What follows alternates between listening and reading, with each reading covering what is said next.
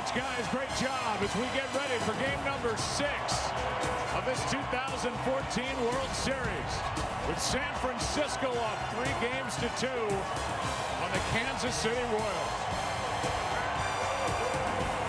And now welcome inside the broadcast booth, everybody. My guys are coming right up. Harold Reynolds, Tom Bertucci, I'm Joe Buck. It's going to be a lot of fun here tonight. Let's set the table for you.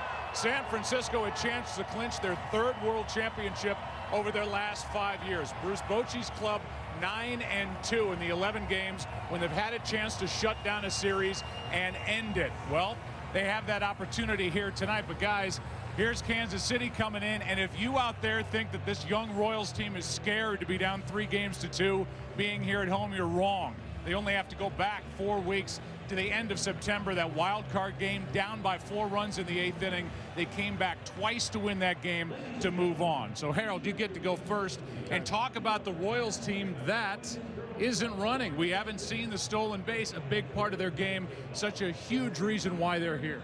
Well, if you've been following the series, they talked a lot about that game when they came back against the Oakland A's and John Lester.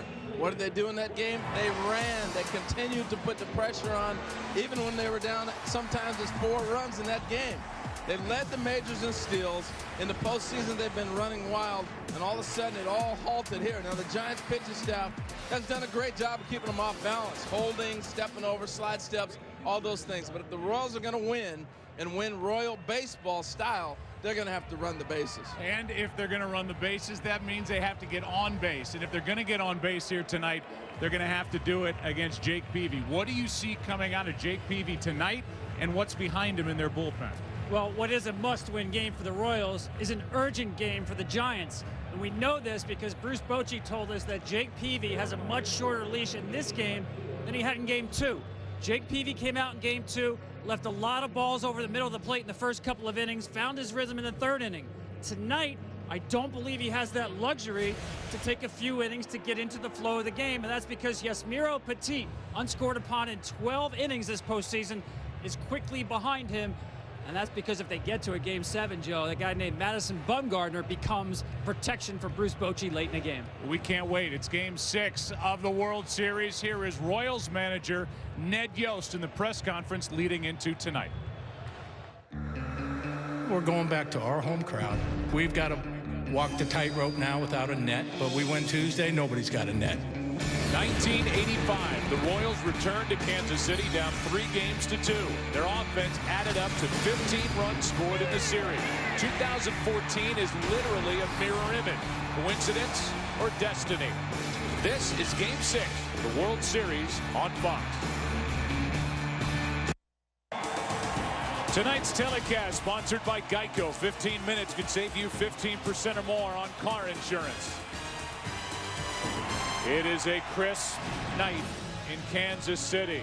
How about the last time the Royals were here in a Game 6? The George Orta safe call at first base by Don Denkinger, or the slow roller in a Game 6 in 1986.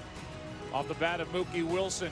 1991, Kirby Puckett's 11th inning home run forces a Game 7. 2002, Russell Ortiz gives up the baseball, and then the bullpen gives up the lead.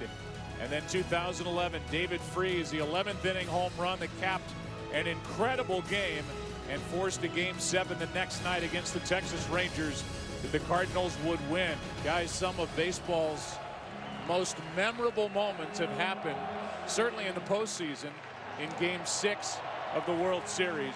And here is this kid, Yordano Ventura, who turned 23 in June, in a packed stadium, hoping that they get a chance to see Ventura pitch well tonight to force a Game 7. Take a look at the starting lineup for the San Francisco Giants, brought to you by Taco Bell. Sometimes you gotta live Moss. The top 3: Gregor Blanco, then Joe Panik, then Buster Posey. In the middle, Pablo Sandoval, Hunter Pence, and Brandon Belt. The back end, the DH is Michael Morse. Left field, Travis Ishikawa. The shortstop, Brandon Crawford. There he is, Ventura. A live look at the 6-footer. He's 180 pounds from the Dominican Republic. And there are the numbers this postseason after the rookie won 14 games during the regular year. Well, we talked a lot about his fastball in game 2. He didn't disappoint. He came out throwing 8 straight fastballs, and the 8th one wound up out of the park off the bat of Gregor Blanco. I think you'll see a different Ventura with more of his secondary pitches early in the counts. You can see the tribute on his cap to the late Oscar Taveras. Meanwhile, the opening pitch brought to you by Budweiser, the official beer of Major League Baseball. Here's to Budweiser. Here's to baseball. And Giordano, 23-year-old, told his catcher Salvador Perez that he will pitch tonight to honor the memory of his close friend, the late Oscar Taveras.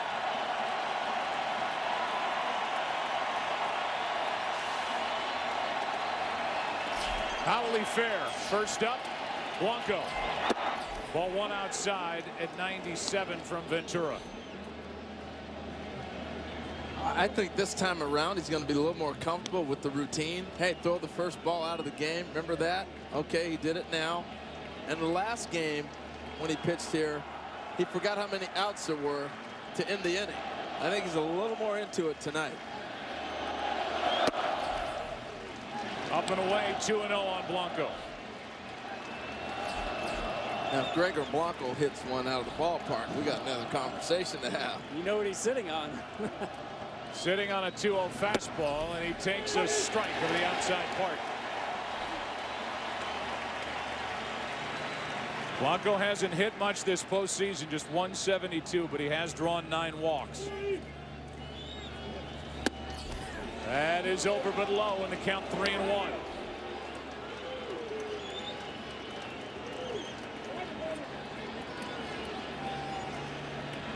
Fourth postseason start for Ventura. Full count.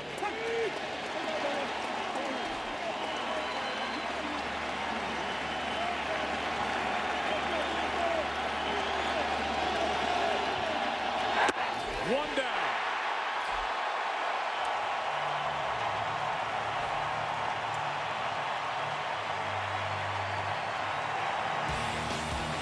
Defensively behind Ventura, Gordon, the Gold Glover in left.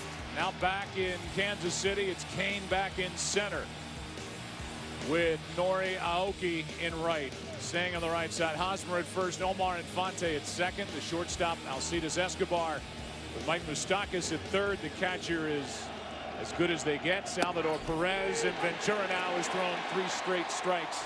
0-1 on Joe Panik. You know, Tom, you talked about how he came out attacking in the first game. This time, nice and easy, loose gas. With 1 out, nobody on. Panik, who is 5 for 20 in this World Series. Flies into right center field. Kane's there, 2 down.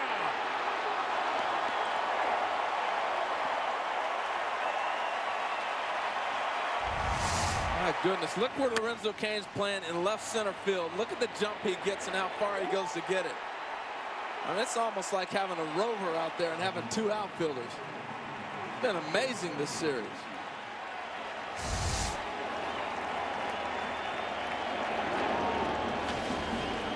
Now Buster Posey.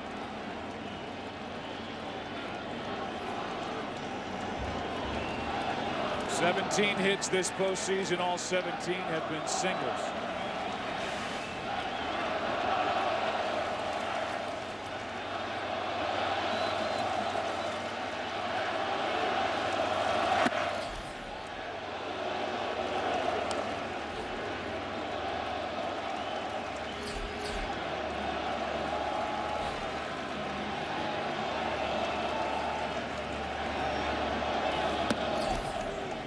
A lot of fastballs early. Pitch to Panik was changeup, not very good. I still think the curveball is going to determine his success tonight.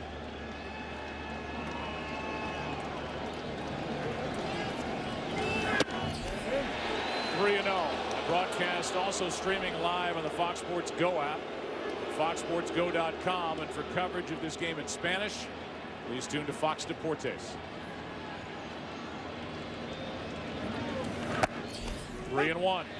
Joe, one reason I say that, we've talked about this before, the Giants, the best in baseball at hitting upper velocity fastballs. In that Game 2 start, they swung and missed only once. 61 fastballs from Ventura. Well, he's already got one swing and miss tonight. Left side. Escobar has time in the arm. A perfect first for the kid.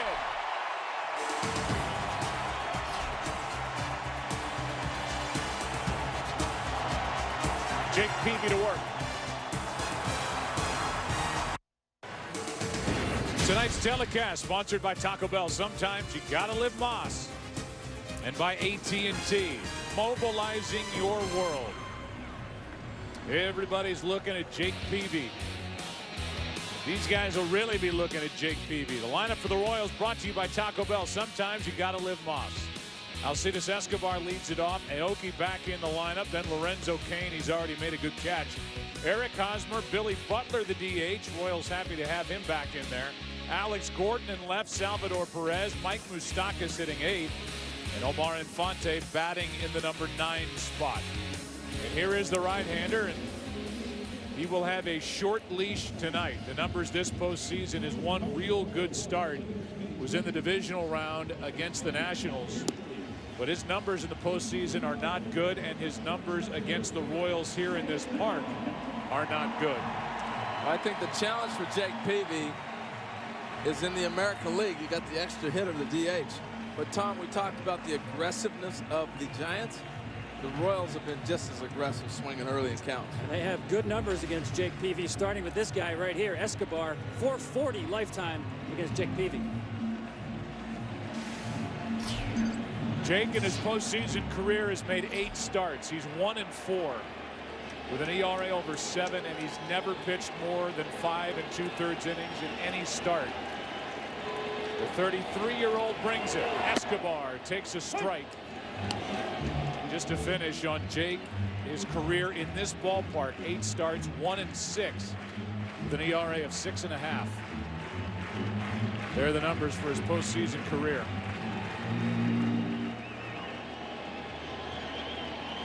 Escobar showed bunt, took a strike, and now hits one into right. Pence is there, and that's out number 1.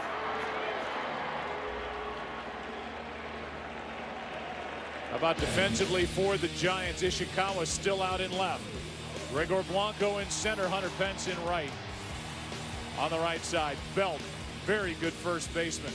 Hannock, the rookie second baseman. Shortstop, outstanding. Brandon Crawford. Pablo Sandoval, the free agent to be a third. Buster Posey guiding Jake Peavy tonight. The batter is Nori Aoki.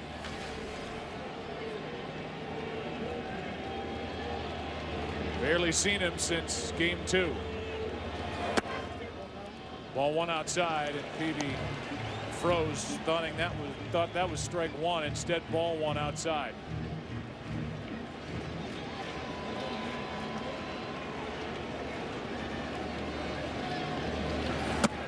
That's a strike, 1-1. See Jeff Kellogg behind the plate. I think the umpire's strike zone across baseball more uniform than ever because of tracking devices, but he does have a reputation more of a hitter's umpire than a pitcher's umpire. That's on the inside corner, strike 2. Aoki said, "What'd you say, Tom?" That doesn't look like a hitter call there.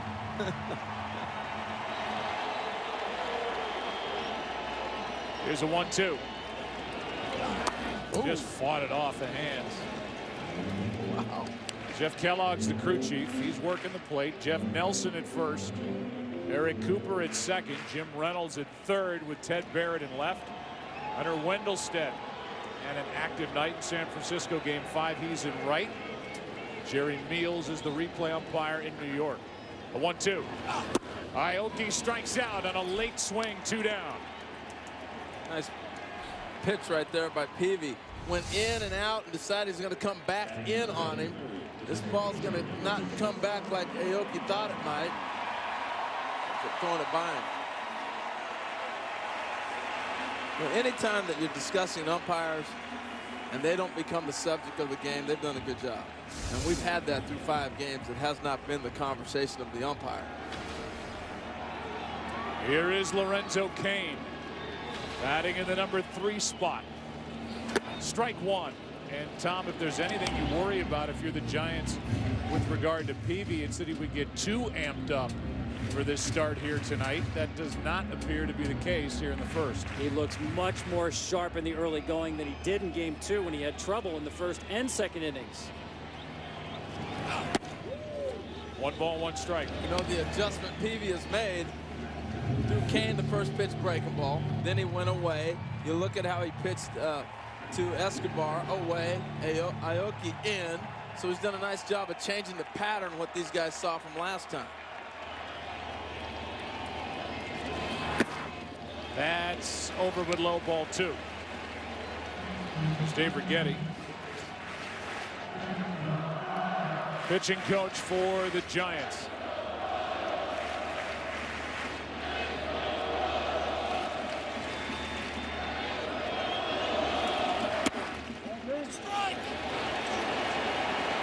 That ball's inside and count 3-1. You can hear Peavy screaming for that pitch. He wanted that to be a strike. I don't know if it was Peavy or from the dugout, but Jeff Kellogg's got a lot of help tonight.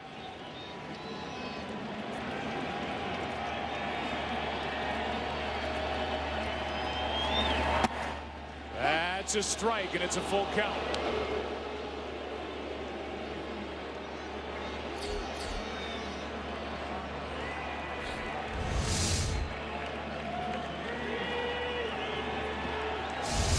Shown good movement on these pitches from Peavy here in the first. The 3-2. That's down and a 2-out walk.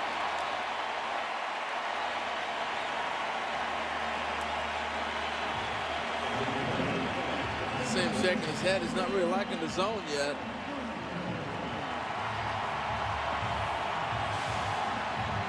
Here's Hosmer.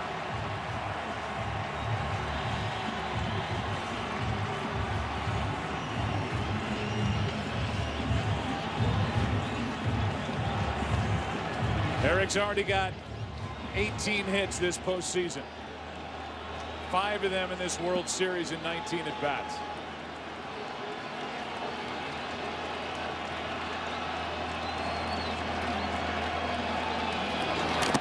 Nice pick by Posey, ball 1.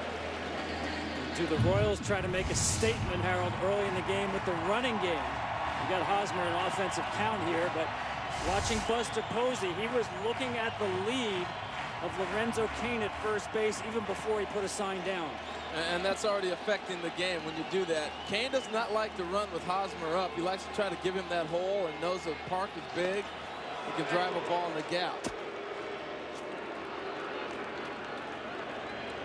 Well, think about this for the Royals. The first 2 rounds of the postseason, Kansas City 12 for 13 stealing bases. From the ALCS through tonight, 2 for 5.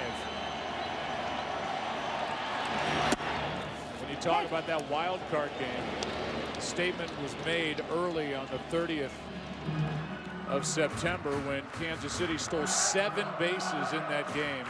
Big reason why they were able to overcome 2 deficits and beat the A's. Yeah, and Ned Yost did say, though, we're going to steal bases intelligently. We're not going to run just to run. They're going to pick the right pitch in the right situation. It's a good count to run if you want to. They're trying to pick a breaking ball, something off speed.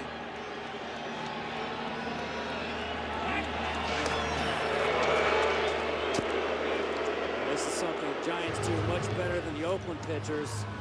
Varying the holds, the starting pitcher, checking the runner.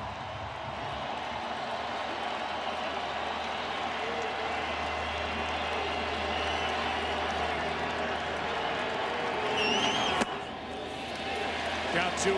In case you're wondering, Buster Posey threw out 22% of potential base stealers, about middle of the pack, right around average. He's 1 for 2 in cutting down base stealers in this World Series. He doesn't have the strongest arm, but he's accurate. So you have to get a good jump, be precise. But I don't think they run this situation. I'd be surprised.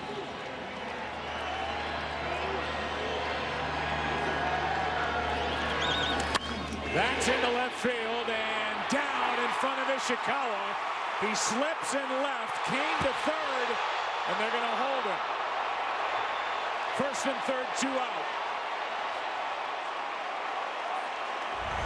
See, they may not steal the bases, but here's where they put the pressure on. I thought right there, Ishikawa with a great recovery, but I thought Kane was going to continue to be sent home.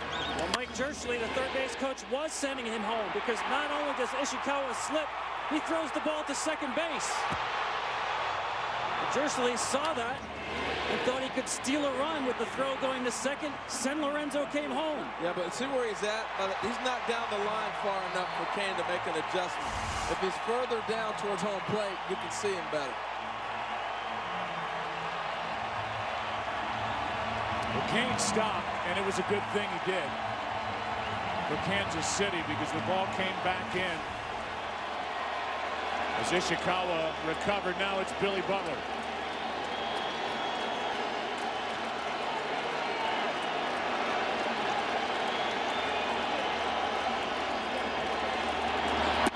Strike one from Jake Peavy. The numbers are big for Billy Butler, as you saw, 15 out of 35 in his career against the San Francisco right-hander. A great low ball hitter. Peavy likes to keep the ball down and away to right-handed hitters.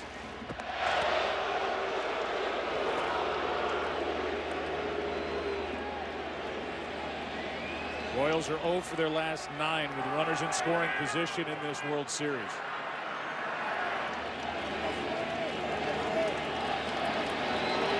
They have not scored in 15 straight innings. This game has come to a screeching halt. Well, you see what happens when runners get on. And first and third, they'll steal a run. Kane's got a big lead at third. Hosmer can run a little bit. So they're thinking right now a lot.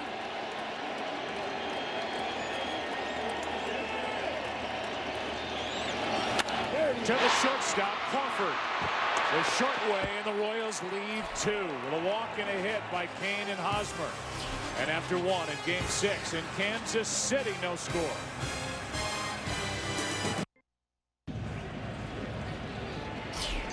Here's Pablo. Sandoval will lead it off in the second no score. Hunter Pence, Brandon Belt will follow against the right-hander Ventura, who battled back from a 3-1 count to get Blanco to start his night. That fastball misses up, ball 1. Sandoval's only hitting .390 in 10 games in his World Series career. This postseason hitting .338, count 2-0. It's pretty good. Look at the numbers, look at the swings, look at what this guy brings with him. 3 home runs during the World Series. 8 RBIs, 7 runs scored. He plays the heck out of third base. Off the hands on 2-0. It's 2-1. You know, you have to see a guy play, I guess, in the World Series, and you go, wow, he's really a good player. If you watch him throughout the year, he does so many things. Like the ground ball we saw the other day, we picked it on the bat hop. Bare hands the night before. Didn't get his arms extended into center field. That's Lorenzo Cain. That's 1 out. I mean, look, here's Pablo Sandoval, who was benched in 2010. Juan Uribe was the starting third baseman for the Giants in 2010. That woke up Sandoval. In 2012, he was the MVP of the World Series. His weight has fluctuated, and he came to spring training this year down a lot. As Hunter Pence digs in, as Bruce Bochy, the Giants manager, said he's put on a few since spring training, but weight has been an issue as he heads into free agency at the end of this World Series. Strike 1 on Hunter Pence. I think, Joe, the lighter weight, he's a better defender at third base. I thought he had an excellent year defensively because of that. And actually, I think he's a better hitter in the postseason because he's more focused, better plate discipline. That's outside, a ball and a strike on Pence, who's red hot. I think some guys just play better heavy. He might fit in that category. We'll see. Well, we'll see who lines up to sign him. If he leaves the Giants, they'll miss him. That is a fair ball. down the right field line. Aoki coming to get it, but Pence is digging for two. He's got a double. He is hitting .500, 10 out of 20 in this World Series. You want to know how red hot Hunter Pence is? Look where this pitch is at. Down and away, breaks his bat, stays with it, and it stays fair. When you're hot, it's fair. When you're not, it's foul. Cutter breaking away from him, and you're right off the end of the bat, breaking it. That's a guy who uses the entire field, just barely fair down the line. RBI chance for Brandon Belt.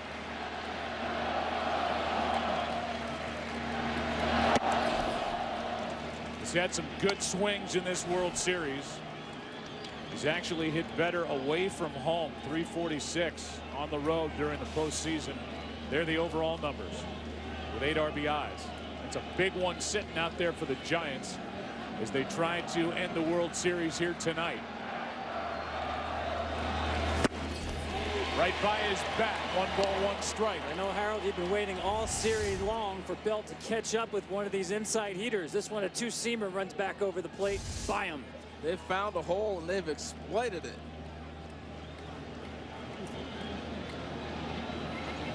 Runner at second, 1 out. Off the hand, strike 2. Back in again. Yeah, but if you're going to go in there, you better be mid-90s and up. And that's what they've been bringing. You look at anybody who's got the hard fastball like a staff like this, you can get a ball in that circle. Right there, that's what they've been trying to do the whole series, and he just has not been able to turn on one.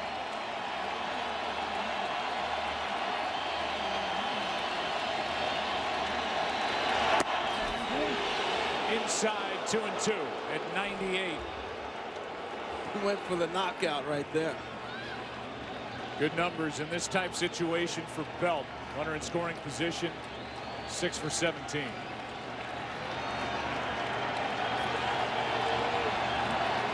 Hunter Pence always in the middle of it. He's at second, 1 out. A strikeout, 2 down.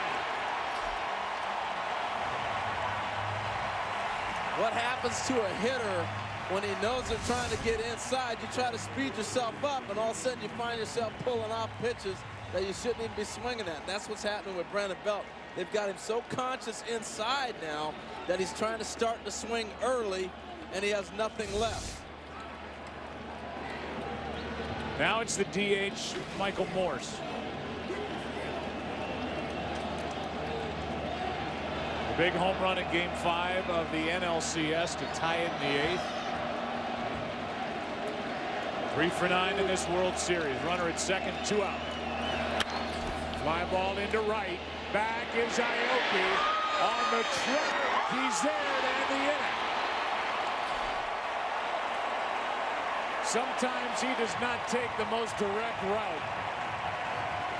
But curving around the warning track, he's there. And we're through an inning and a half. No score in Game 6. Tonight's telecast is sponsored by Budweiser, the official beer of Major League Baseball. Here's to Budweiser. Here's to baseball. Aerial coverage provided by Goodyear. Everything Goodyear has learned making tires that go the distance inspires what they roll into yours. Goodyear, more driven. No score, bottom of the second. It'll be Alex Gordon, Salvador Perez, and Mike Moustakas against Jake Peavy, who got around a 2-out walk and a hit in the first. Gordon just 2 for 20 in this World Series. Good numbers against Peavy. Strike 1 from the Giant right-hander.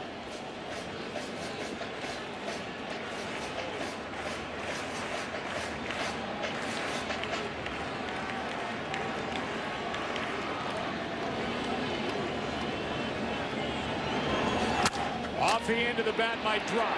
Right center, base hit.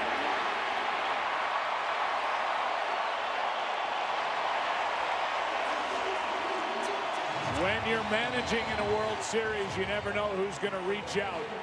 Certainly the case for Ned Yost. For more on that, down to Erin Andrews. Yeah, that's right, Joe. Our entire crew has enjoyed visiting with Ned Yost. He's 6 for 6 with stories with our crew, and today he didn't disappoint. He got an email from General Martin E. Dempsey. That's the chairman of the Joint Chiefs of Staff. By law, he's the nation's highest-ranking military officer, and he sent him an email saying, you got him right where you want him, at home, and then added this. As Joshua Chamberlain said when he faced difficult odds at Little Round Top at the Battle of Gettysburg, fix the bayonets. Proud of you. Well, he's got a leadoff hit here as Salvador Perez takes a pitch down and in, ball one. With Moustakas and Infante to follow here in the second inning.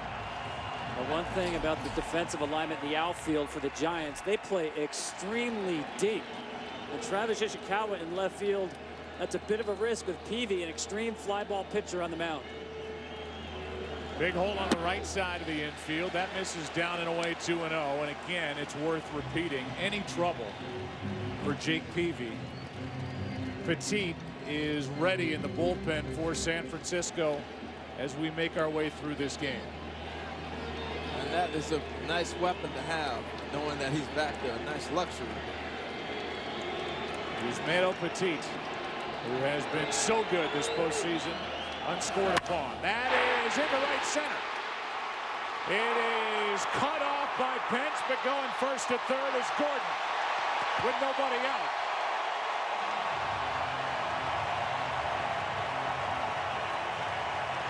Well, we talk about the cat and mouse, the adjustments. Peavy's been away with every pit batter so far. Great piece of driving the ball the other way by Perez. Watch him go down and get it. And this was a line drive right at second baseman. When it left the bat, I thought for sure Panik was going to have it. It was hit so low. A great job there by Gordon as you see Petit get up. He actually stopped to make sure it got by Panik, but when he saw Pence take the route to go back on the ball, made the right decision to advance to third. Now Moustakas. Ball one outside as Petit gets ready here in the second inning. Again, Peavy stand on the outside half. Clearly, he's made an adjustment, thinking he can get guys away. But as you go through the lineup, you stay the same way. Guys talk in the dugout.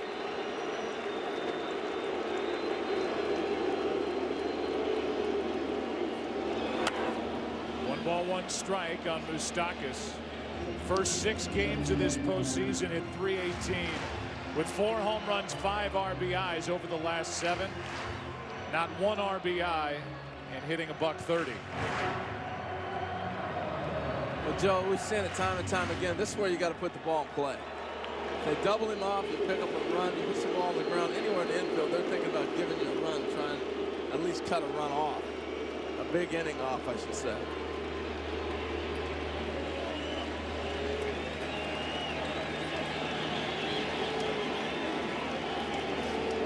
Royals trying to score their first run since the 3rd inning of Game 4.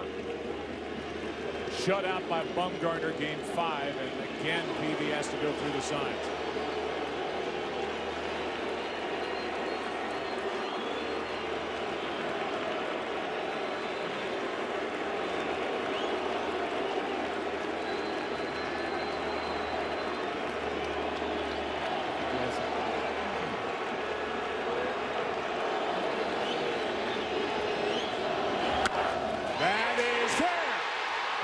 Scores. Going to third is Perez. Going to second is Moustakas as the Royals lead 1-0 in the second.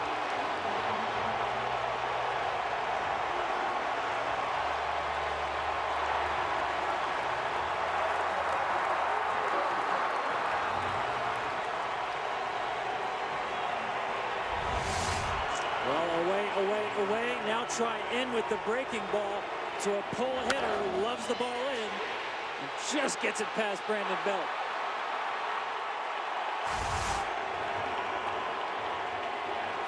I think part of the visit here is Dave Righetti's watching what we watch. Continually shaking off signs. There's indecision. And when you have that indecision, they start worrying about what's his conviction with his pitches. A little bit surprised Belt got so far off the base with the pull hitter up, but it's also a function with the runner on. Panik, the second baseman, has not swung over in the usual extreme pull shift.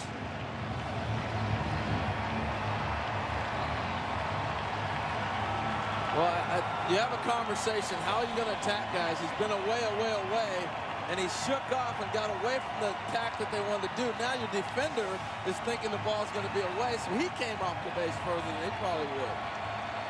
Now it's Infante, second and third, nobody out. And this crowd is having fun here in the second.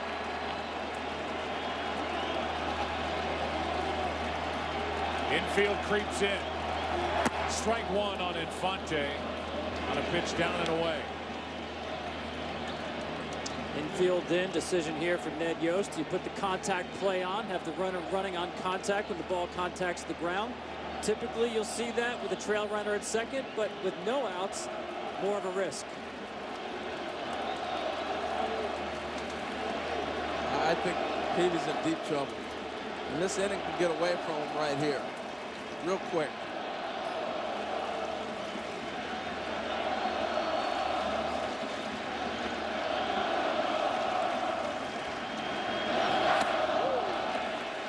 One ball, one strike, and now the left-hander, Javier Lopez, joins Petit.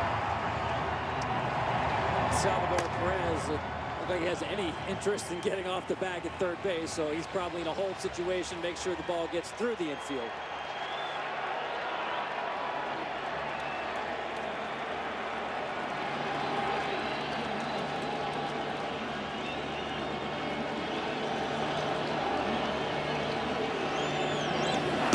Good pitch from Peavy, strike two. And looking at the bullpen and watching them warm up, I'm wondering, Lopez kind of surprises me. I can see Petit, but I'm looking at the maybe possibly getting to a left-hander to get out of it, or how he might try to match. I was a little bit surprised to see Lopez up. I know he's not just exclusively a left-handed specialist. Interesting nonetheless. Pitcher spot due up second in the top of the third. Second and third, nobody out. 1-2 pitch from Peavy. Strikeout in a big one, and he kept it away from Infante with every pitch. Strikeout number 2. Yeah, that's his best pitch. Cut fastball. Starts on the corner of the plate and works off the plate. Excellent location under pressure by Jake Peavy. So now second and third, one out. Yeah, thanks for the note. The DH, the number 9 spot, is due up second in the third inning. It would be Ishikawa, Crawford, and Blanco. If you're wondering about a left-hander with Lopez getting ready, there's a left-hander on deck in Aoki. He did not have a good first at bat against Peavy, and then Hosmer looming 2 batters later. Second and third, one down, and ball one. And again, it's away, away, away. This time it's Escobar. Well, you stick to the game plan you came in thinking you can get guys out with. You made the one mistake and changed up with Moustakas, and it burned them because your defense wasn't ready for it as well. Now I would have the contact play on, and Perez getting a little bit more of an aggressive lead at third. Escobar flying to right his first time up. Here's a 1-0. Gets the corner ball and a strike. I know a lot of people like the contact play. That's when the hitter puts the ball in play and you're running, but I don't like it. I think you're major league infielders, and I'm going to throw out the big slow catcher at the plate. I'd rather have second and third set up for the next hitter. That's just my thing. Next hitter is Aoki. Lopez and Petit ready in the bullpen now if Bochy wants to go that way. Here's a 1-1. Strike 2. And that's as hard as we've seen Peavy throw. He reared back for something extra here. Yeah, and that was a swing that looked like a guy expecting cutter. And the fastball by him.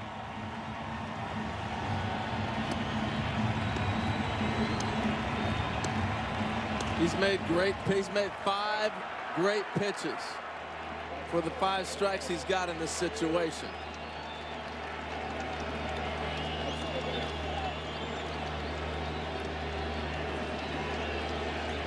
He's got the hitter, Escobar, set up. And a ground ball right side. The safe at first as the runners hold. Belt was looking at third. Perez stayed put, bases loaded. Well, the ball's bringing Belt to the plate. And like most people anticipate, you're going to go on contact. Watch the ball bring him towards the plate. He's going to look to go home, and now it's a foot race.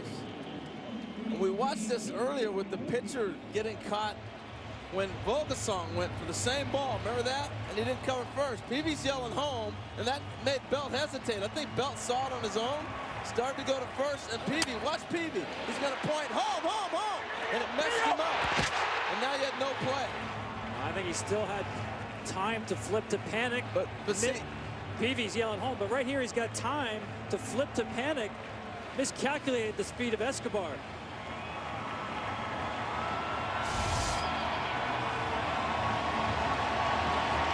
So now the bases are loaded with 1 out, and it's Aoki, the left-handed batter, and no sign of Lopez.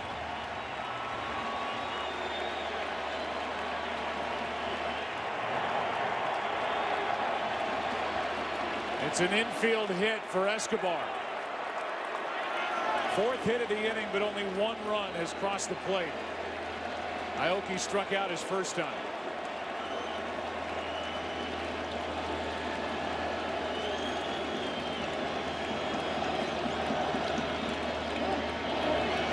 you know, I'm thinking about that play, Joe, too. With Perez not running, he's dead at home. That's just giving him an easy routine out. And now you see what happened. It created some things that happened on that play. So the runner at third is going to dictate the contact play. If that's Kane or Dyson or somebody, okay, maybe, but not him.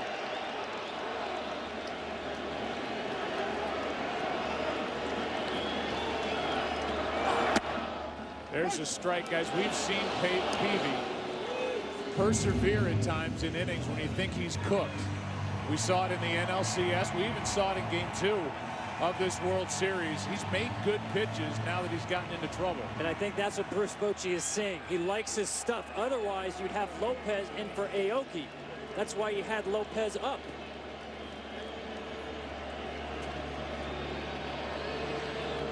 Here comes the 0-1 pitch. Now Peavy's got the Kansas City right fielder set up at 0-2. Because if you wait now to bring Lopez in for Hosmer, well, that means you're in deep trouble at that point. That's 2 batters away. But, Joe, I think you make a great point. I mean, I said he's in deep trouble. When he had Infante at the plate, he made 3 great pitches to get the strikeout. And then he battled Escobar, hit a number. What are you going to do? He's done a nice job of trying to navigate.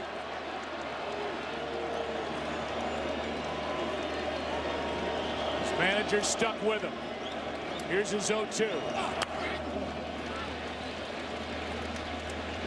Aoki was totally jammed his first time up on a pitch off the inside part of the plate. Peavy looked like he was trying to go back into that spot right there. His only home run for the year was a grand slam in August at Arizona. Aoki's just trying to put it in play. 0 for 9 in this World Series.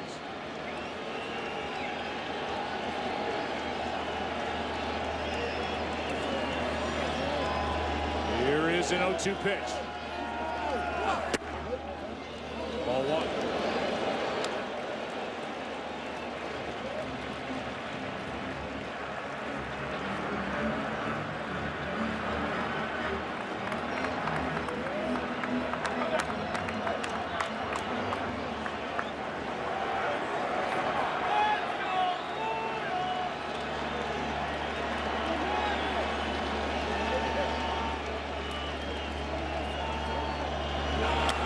Fouled back by Aoki. And this one right there. Of all the pitches he's thrown in this stressful situation this half inning, this is the only mistake he made. This ball's right down the middle.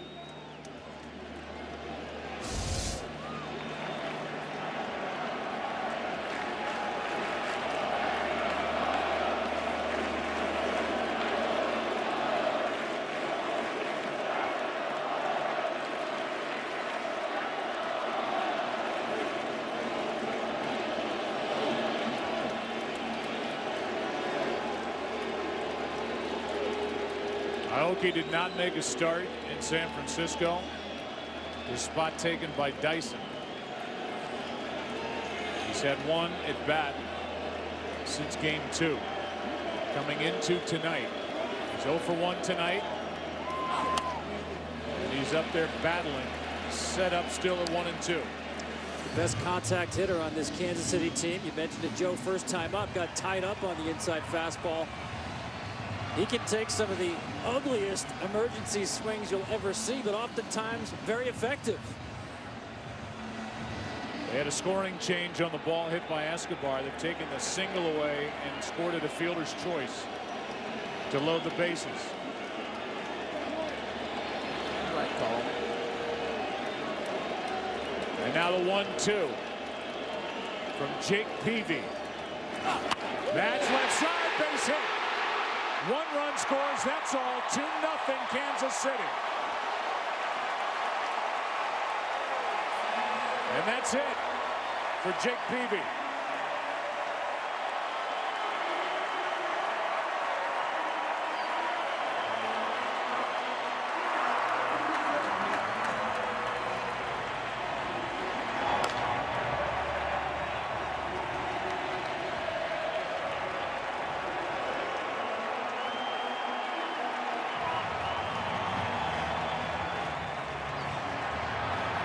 Peavy leaves with the bases loaded, 2 runs home.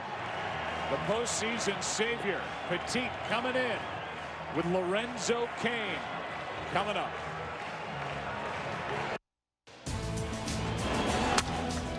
Tonight it's Kansas City.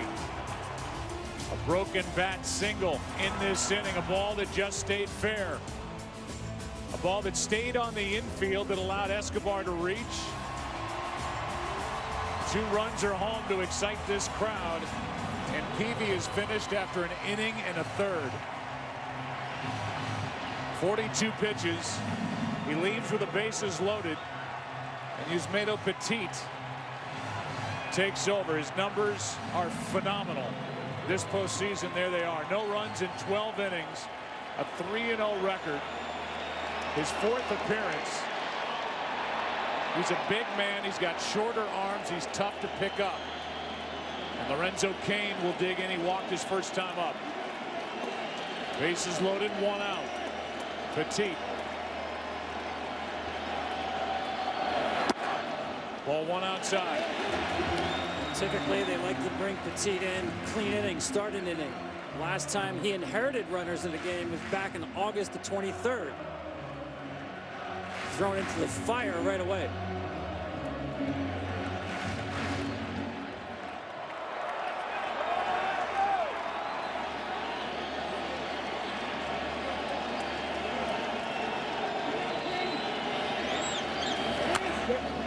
One ball, 1 strike. He told us after getting the win in game 4 that he was ready the next night for 3 innings if Bruce Bochy needed him, and said, I don't care, coming out of the bullpen, starting, whatever, I'd be ready to throw 85, 90 pitches. But tonight it was Jake Peavy getting the baseball from Bruce Bochy, and he cannot get through 2.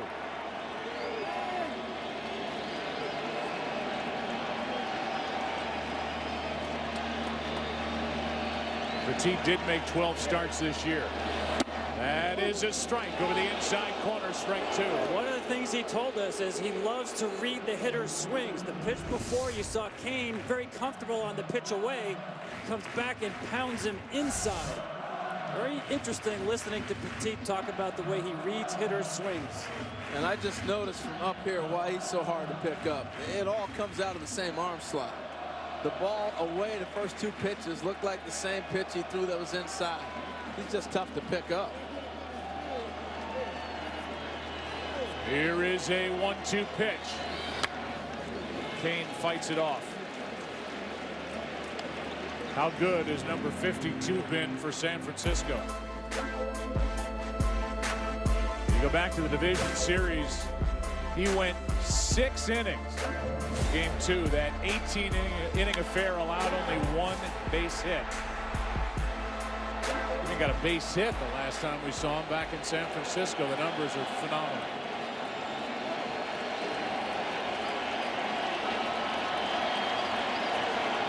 Here comes a 1-2.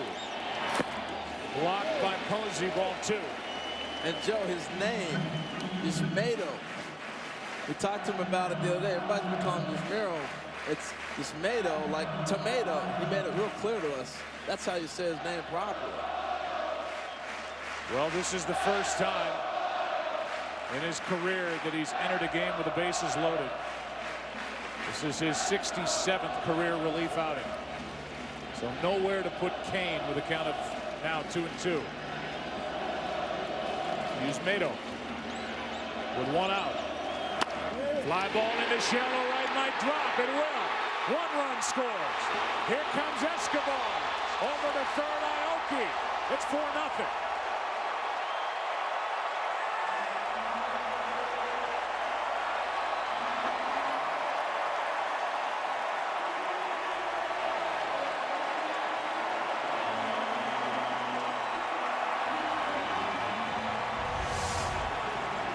See the swing by Cain, he fights it off.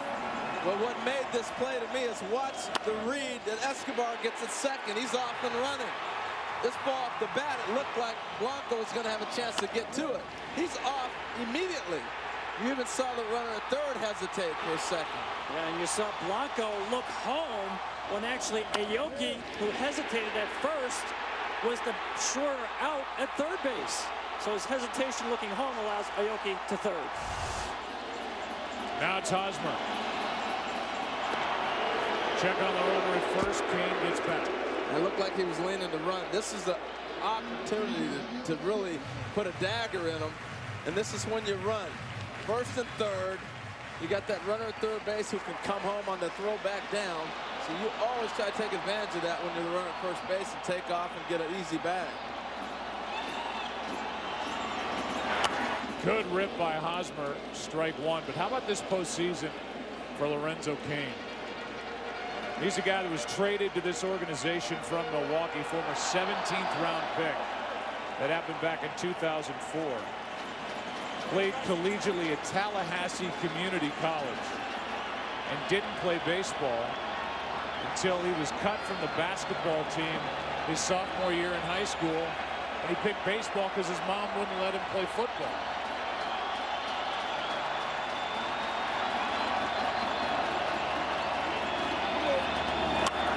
He was the MVP, Tom, of the ALCS, and I mean, he has done everything seemingly right this postseason. Joe, on the day of the draft, the Brewers called him to say they drafted him. He didn't even know it was draft day. That's how much of an under-the-radar prospect he was in his own mind. When I got to give the Brewers and also the Royals a lot of credit. You look at him and Dyson, a 50-round draft pick. You know, it's about development. They took the courage to develop these kids instead of getting a ready-done product.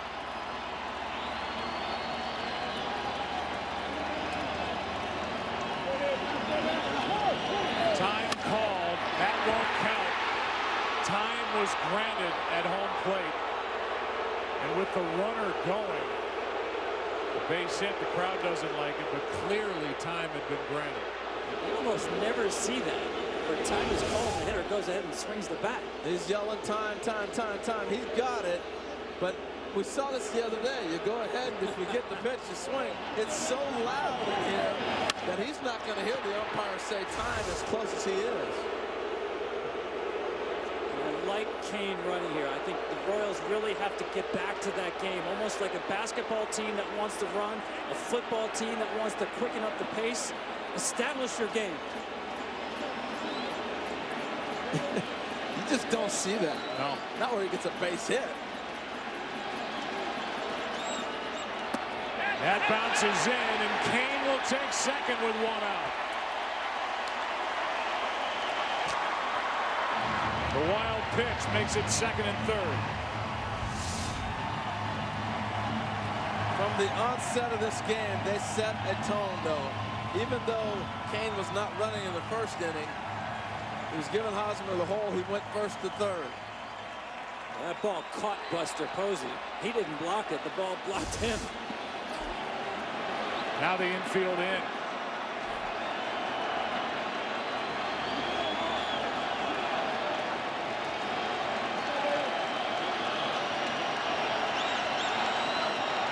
Hosmer, 2 sitting out there. Chops it over the head of Crawford. It is 6-0. Hosmer dives into second with a 2-run double.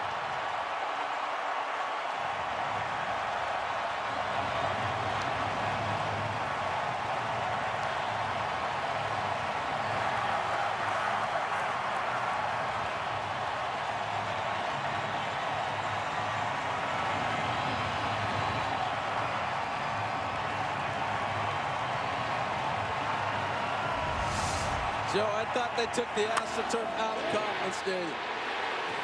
This is an AstroTurf hit. Now, if you look in front of the plate, it's where this ball hits. They harden that down. We talked about the last time we were here because they play a different brand of ball. When you're a team that can run, you want the ball in the dirt to give you a chance. That's exactly right. They hit more ground balls than any team in baseball. So why not keep it hard?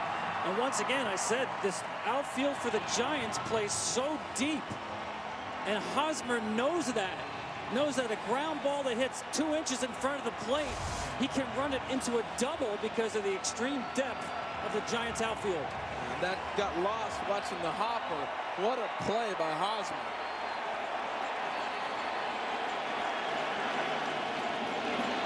Now Billy Butler, runner at second. Hosmer still only 1 out.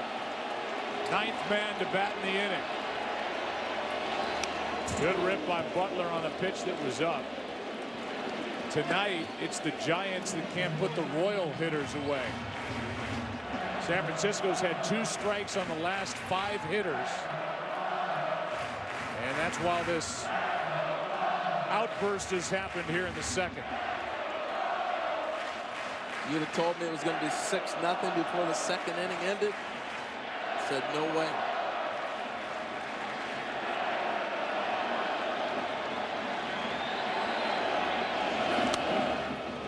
Butler strike 2. So the final line for Peavy, an inning and a third. We saw him leave. 5 runs on 5 hits, a walk, 2 strikeouts. 1 run on the record of Petit. It's the first that scored against him in this long postseason.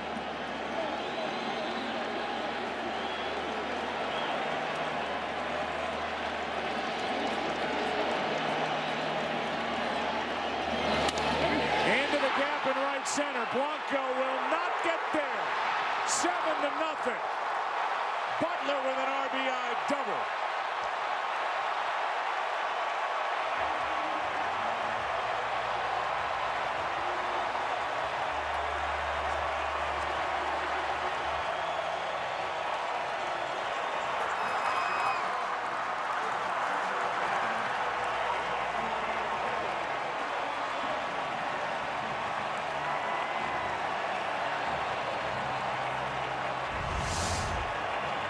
Well, Petit's been beating people with fastballs that hitters just don't track. Almost like a magician. Magic is gone tonight. Kansas City on top of anything he throws up there right now. And now Gordon, who started this with a broken bat base hit, is out in front. Strike 1 as Tim Lincecum gets loose. 7 runs put up here by Kansas City, the most they have scored in a postseason inning in their franchise history.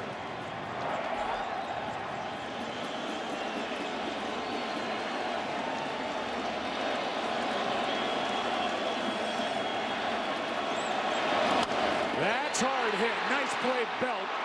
He'll go to the bag. 2 down. Over to third is Butler. I think also what you're seeing, you see this ball hammered, nice play by Belt, is Petit within a window of about 3 days, and the hitters get to see him again. It's the advantage of playing a series where you get a chance to see a pitcher repeatedly, and particularly a guy out of the bullpen you don't get to see very often. Now Salvador Perez, who has a hit and a run scored in this inning.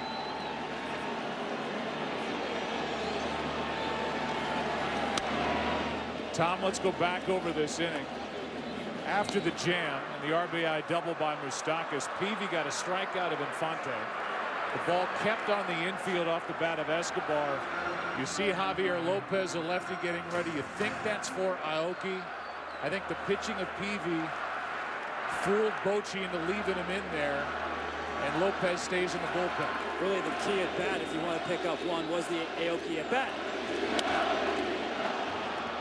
Here's a foul ball left side, long run. Sandoval ends the inning. That was because I think he also got fooled. Peavy struck him out in the first inning. Aoki got him for an RBI single. Later, a run scored. And a half inning that lasts over a half hour excites these fans. Up 7-0 Kansas City after 2.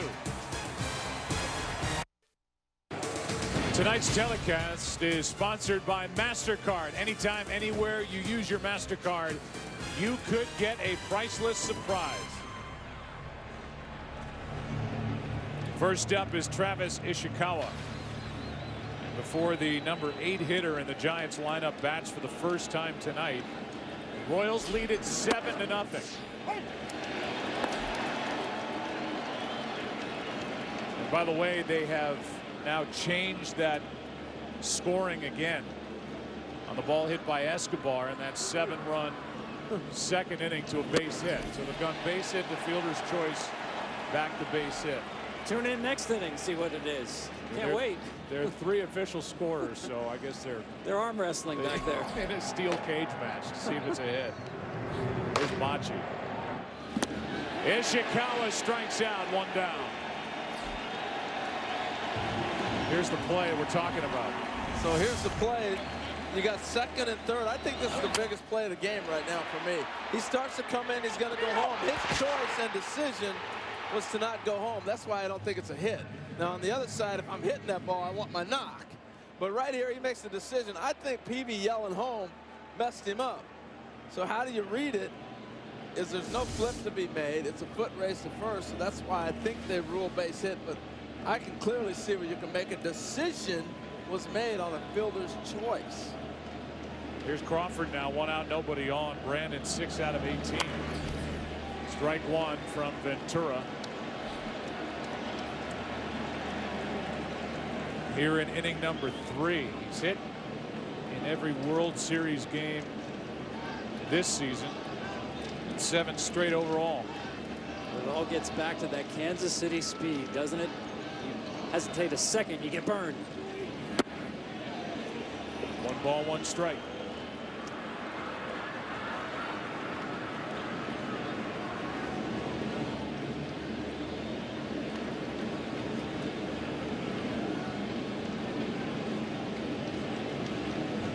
One ball, 1 strike on Crawford. 1 out, nobody on here in the 3rd inning. That is inside 2-1. This crowd's buzzing. It's like they're still trying to process what the heck just happened last inning. There's so much going on. Not that they don't enjoy it. There's a buzz right now in this crowd. 2-1 the count on Crawford. That's down 3-1 from the rookie Ventura. With Ned Yost, all you're saying is throw strikes, big boy. Ned Yost, who used to take a golf cart over to watch Yordano Ventura when he was in the lower minor leagues, pitched during spring training because his stuff was so electric. And there's his first walk of the night as we take you down to our buddy Ken Rosenthal. Joe, as Halloween approaches, there are some eerie similarities between the Royals' position coming into tonight and their position against the Cardinals in 1985. Both times they came home down 3-2. Both times they scored just 15 runs in the first 5 games, and both times they had been dominated by the opponent's ace. Madison Bumgarner's numbers, in fact, in his 2 starts are almost identical to what John Tudor's were then. And get this. Game 7 in 1985, they won 11-0 behind a 21-year-old Brett Saberhagen, 23-year-old Yordano Ventura on the mound tonight. Ken, thanks. Here's ball 1 up and away to Gregor Blanco, and that brings Salvador Perez out to the mound to try and say, I'm sure, although in Spanish, exactly what you just said, Harold, throw strikes. You just have, it's tough when you have a big half inning. He's sitting there seeing all the runs scored. Get back into the flow of the game and don't lose your edge. Let them hit it. They're going to hit it. Remember, you got a big ballpark. They're going to hit the ball hard. Let them earn it if they're going to hit a ball out of the ballpark. Crawford drew a walk, and now 2-0 on Gregor Blanco with a rookie Panik on deck.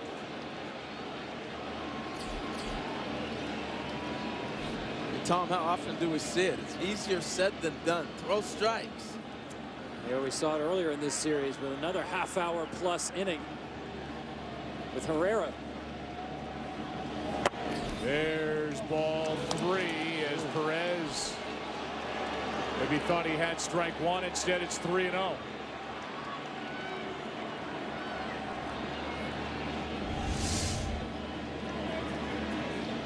See why he liked it. Now ball 4, back-to-back walks as the Giants will try to climb back into this game. 2 on, 1 out. It's a matter of chipping away. It's only 3rd inning. So now Dave Island out to chat. Before the game, Kansas City's all-time saves leader Jeff Montgomery delivered the game ball with Hannah Moyer, the Boys and Girls Club of Lawrence, Kansas. Jeff Montgomery, by the way, retired in 1999 with 304 saves with the Royals, topping the previous record of 238 by the late, the great, and the hilarious Dan Quisenberry. For nearly 20 years, Major League Baseball has partnered with Boys and Girls Clubs of America to provide kids with a world of opportunities. Each year, Boys and Girls Clubs provide more than 4 million kids the chance to have a great future. Go to greatfutures.org to find out how you can help. One of the great youth organizations in this country. No doubt about it. Well, here's Panik. Joe could help the Giants feel a lot better about themselves here in the 3rd inning with 2 on, 1 out. Ventura. Strike 1.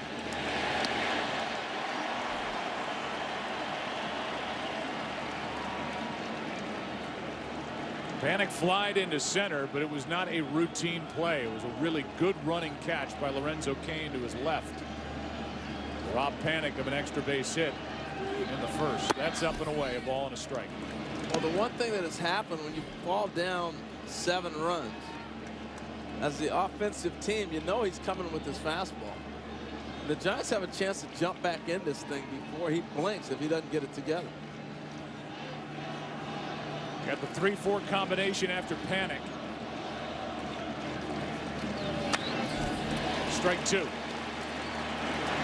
But then on the other side, you've got Ventura, who has the equalizer for any inning that's getting out of control with a good strikeout type stuff. Sure does.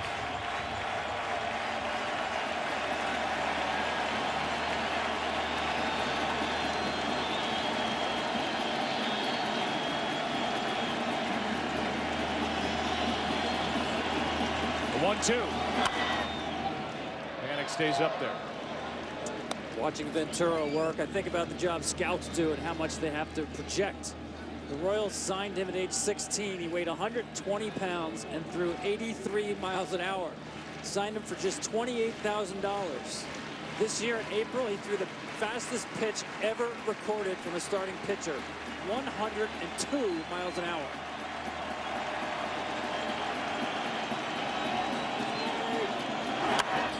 You hear scouts talk about the way the ball jumps off a bat of a certain prospect. It just looks or sounds different than other guys that they see. And then for a pitcher, live arm. That's what they look for in this live arm. It's become a lot more alive over the last few years. Just easy, no grunt. Just here it is. I love that story you told, Joe, about Ned Yost going to watch him throw bullpen sessions. Now, the kid was not going to make the roster back then. It was pure entertainment value for Ned Yost. I want to see that kid warm up. That's how electric he is. 1 ball, 2 strikes, 2 on, 1 out here in the 3rd inning. Panik in a battle with Ventura. Well, he's trying to mix in a little bit more off speed, back-to-back changeups right there. Again, Panik put the ball in play with 2 strikes, Tom. Very comfortable in this spot with 2 strikes.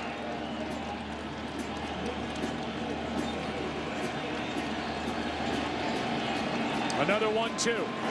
That's inside, 2-2.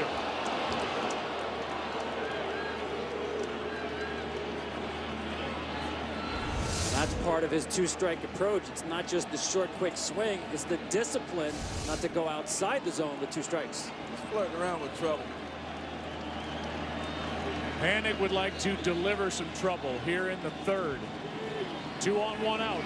And now a full count with Buster Posey on deck in a 7-0 game. And that's my point, Joe. You're going to the heart of this order. And instead of attacking when he got 2 strikes, he started throwing changeups, trying to mess around, a little cutter. Reach back, throw your 98. Panik is up there just spoiling pitches. It stays full. I think sometimes American League pitchers forget how hard it is to hit because they don't hit. 98, 97, you can tell you it's coming and you're still hard to square it up. The 11th pitch of this at bat coming. Good work by Panik. And he walks to load the bases. And that's going to make Ned Yost go into the tunnel. With the bases loaded, only 1 out. Here's Buster Posey, and with 1 swing, the Giants are right back in this game. Well, it's been a long time, but how about back in 2012 at DS? He was just 3 for 17 before this grand slam that sent the Giants into the NLCS. Hensley Newlands, the hitting coach, has been saying, Buster, just 1 swing away. Career-long stretch without an extra base hit coming into this at bat. And they turn 2. They do, and the inning is over. Ventura walked the bases loaded and then got Posey on a 6-3 double play. Out of trouble. Still 7-0 into the bottom of the third. By Goodyear, everything Goodyear has learned making tires that go the distance inspires what they roll into yours. Goodyear, more driven. Bottom of the third inning rolls in. Gene Machi will take over. On a crisp night in Kansas City, Missouri. Here's Machi after Petit, who's been phenomenal this postseason, came in with the bases loaded. Went 2/3 of an inning, 2 runs, 3 hits.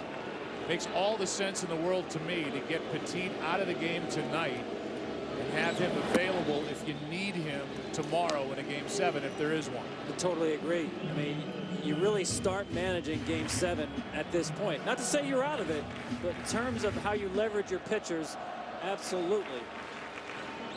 Moustakas had an RBI double and a run scored in that 7-run, 8-hit second. And he is even with a count here, 1 ball, 1 strike. Petit threw only 17 pitches here tonight.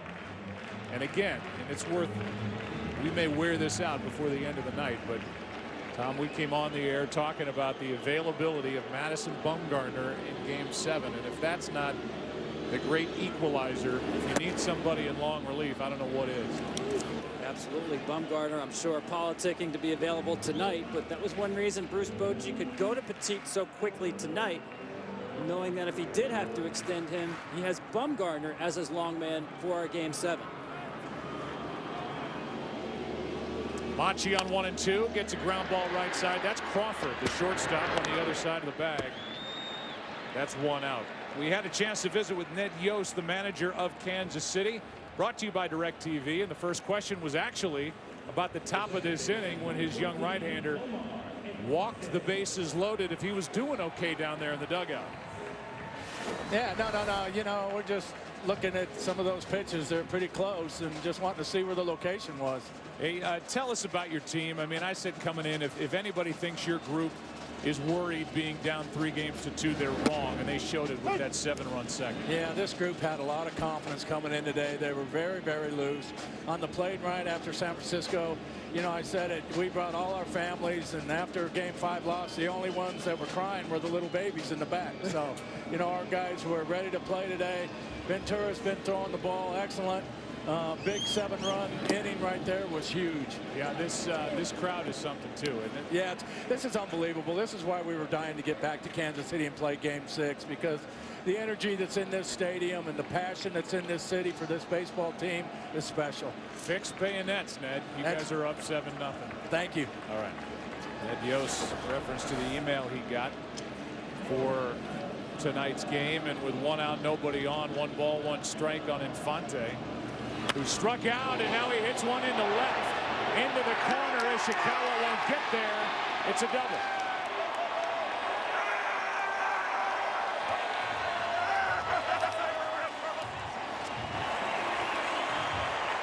Got the hitting shoes on tonight. Hanging breaking ball in the middle half. See it just hang up there, and he hammers it. He missed a couple pitches that he chased on against Peavy. Balls away. This one hangs out over the middle of the plate and just drilled it into the corner. Now everybody in this lineup has a hit tonight for Kansas City. And the batter will be Alcides Escobar. This is a Kansas City team that didn't get above 500 until June 11th. They were down 6.5 games in the division on the 1st of June. Then they went 13-2 and led the Tigers by a game and a half by June 18th. That's how hot they went. Then they got cold again. Went 9-18 during a stretch in July. So it was up and down, up and down. And as we told you, Ned Yost was shocked after the second half they had last year. They didn't really kick it into gear until late in the season. And according to him, the only time these guys really started to believe they could be this good was in that wild card game when they were down the middle innings and came back twice to beat the A's on September 30th. The 0-1 to Escobar. Back to Machi. Good play. Looks the runner back 2 out. And Joe, give Ned Yost credit, because I think one of the things that jump-started this team late is when he shook up his batting order and put speed in the 1, 2, 3 holes. Escobar, Aoki, and Kane. That was very unusual. Escobar, Aoki really hitting in the bottom half of the lineup, moving them to the top of the order. And they've been a better offensive team since then with the speed 1, 2, 3. I think a big part of it was they realized who they were. We're not going to hit home runs. Everybody harped on the fact the Royals are not hitting home runs. Okay, then you play a different game. You play the speed game within your abilities. They hit just 95 home runs, the fewest in the big leagues. It's hard to win in the American League, hitting only 95 home runs, but not when you have guys that can steal bases, and that's what they did. They got on, they pressured defenses, they played great defense themselves, they rode that bullpen. They went crazy. 41-23 to end the year. Clinched a playoff spot September 26th in Chicago against the White Sox, and here they are. Up 7-0 in Game 6, trying to even this World Series. That's inside. 2-0 on Aoki. If you happen to be frozen in time for a little bit, and you woke up and you saw the Royals play, you say, I used to see this all the time when I was younger. You know, it's a flashback to the mid-'80s and '90s of how they play ball. They're going to bunt runners over. They're going to steal. It looks like a Gene Mauch team. You may have a leadoff double with bunting to third in the first inning.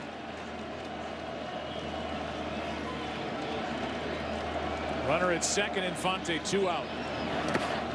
Good play by Posey, who just bounced into a killer double play in the top of this third inning with the bases loaded and 1 out after Ventura, the 23-year-old, walked the bases loaded.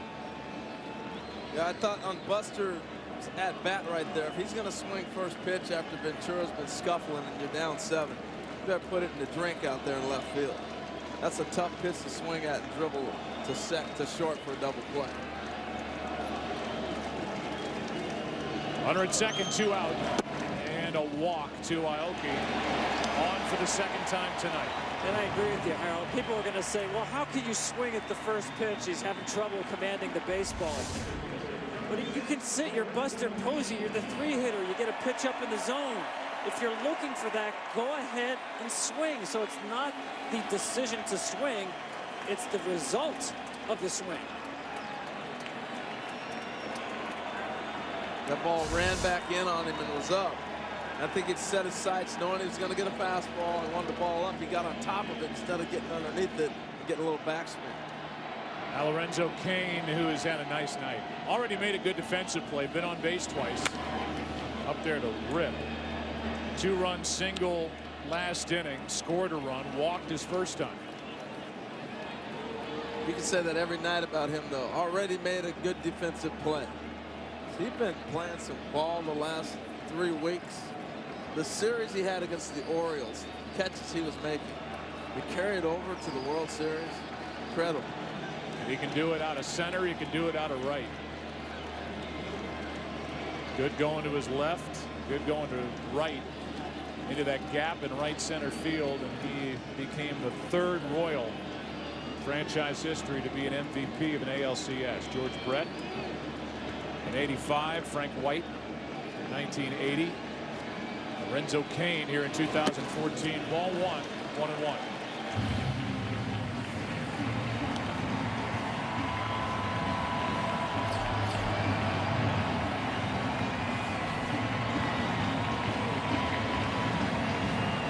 The other thing that happens when you move hitters up in the lineup like Ned Yost did, it gives them instant confidence. Like, oh, I'm at the top of the order now. They think I can hit. It's a natural reaction.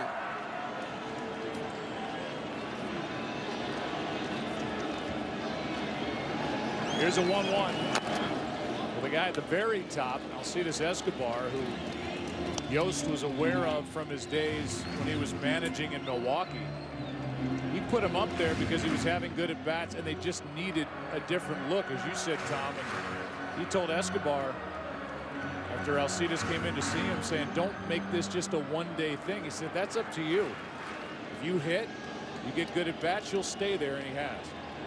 Harold, that gets back to that confidence you're talking about. Escobar hit a lot at the top of the order, 1 or 2 in the minor leagues. He's taken it and run with it. In the air to center, Blanco on his horse, back, won't get it. It hops out and only 1 run will score. It's 8-0.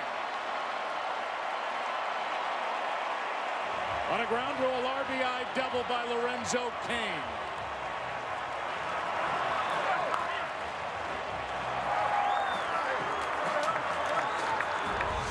The one time Blanco actually moved in center field, he got burned. Going down at 102.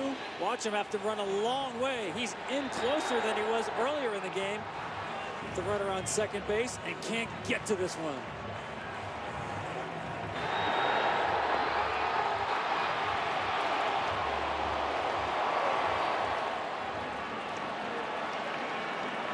Cain just doing it again. Got 3 RBIs tonight. Now second and third for Hosmer with 2 out. Ball 1 outside.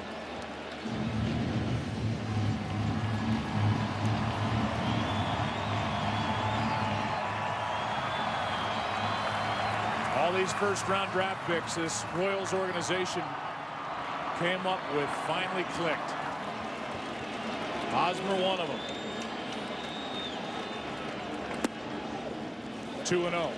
Well, we watched it with the Tampa Rays, the run they went on with B.J. Upton, Longoria. They didn't miss on their #1 picks.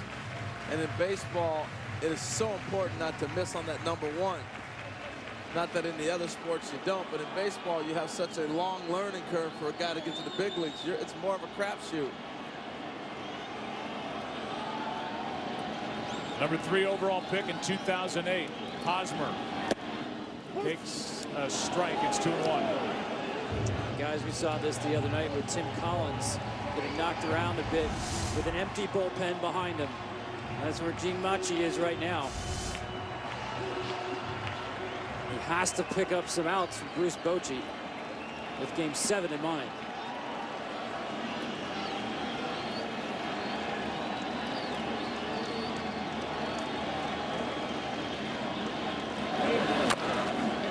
Machi will underhand to end the inning. 1 more run put up by the Royals, trying to force a Game 7 tomorrow night after 3. They lead 8-0. I'm going to Kansas City, here I come. I'm going to Kansas City, here I come. about what's happened already tonight? Second time in World Series history that all 9 starters have a hit in a lineup by the end of the 3rd inning. The Diamondbacks did it in 2001 Game 6. Here is Ventura. Stares down Sandoval as he takes a hit away. 1 down to start the 4th.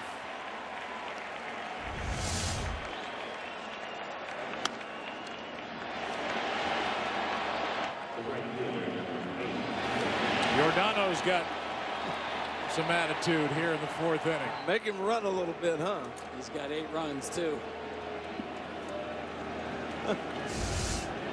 Here's Hunter Pence. He doubled his first time.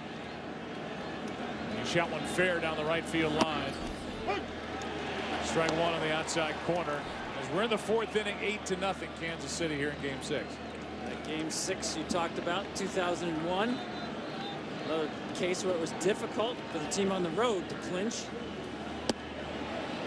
That case was the Yankees, and that night the Diamondbacks hit the baseball like they knew what was coming, and it turns out they did.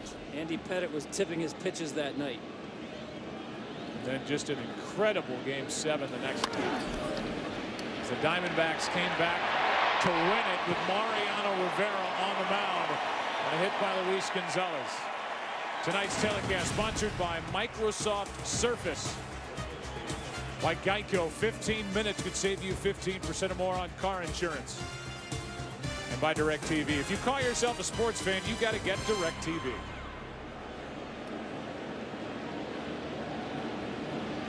With 2 out and nobody on after the ground out by Pence, here's Belt.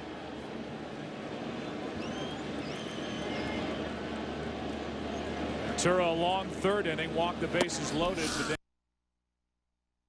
As he's talking to himself and snapping at it. Al Perez.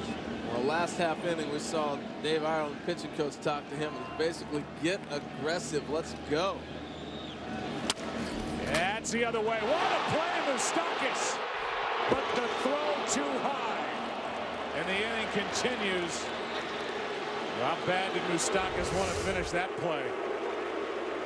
This ball was behind him.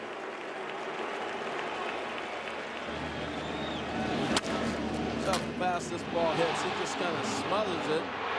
Put a little bit too much on it. Yeah, Eric Hosmer, the first baseman, telling us in these plays he always braces himself because Moustakas has an absolute cannon. Now it's almost like a 4-seamer that sailed on him. It's a base hit for Belt. He's 1 for 2 tonight. 6 out of 20 in the World Series, and the inning continues for Michael Morse, who's never hit a home run as a DH. Takes ball 1. It's pretty amazing. I think he had quite a few opportunities to DH. Former American leaguer, had some big totals over a couple of years for the Washington Nationals. First year with the Giants, and it paid off for San Francisco on a 1-year deal. Hit 16 home runs and had that strained oblique that bothered him in September. He was in the Arizona Instructional League just trying to get live at bats during the division series. Activated for the LCS, hit a huge home run off the bench in the 8th inning to tie Game 5. Strike 1. A lot of pitchers think they can get the ball inside to Michael Morse because he's got that stance where he starts out with the hands away from him, a big long bat, 34.5 inches. Don't let that stance fool you. He loves the fastball in. 2-2 at 96 from Ventura. Giordano is making his 4th postseason start this year. 5th appearance. Does not have a decision. It may change tonight.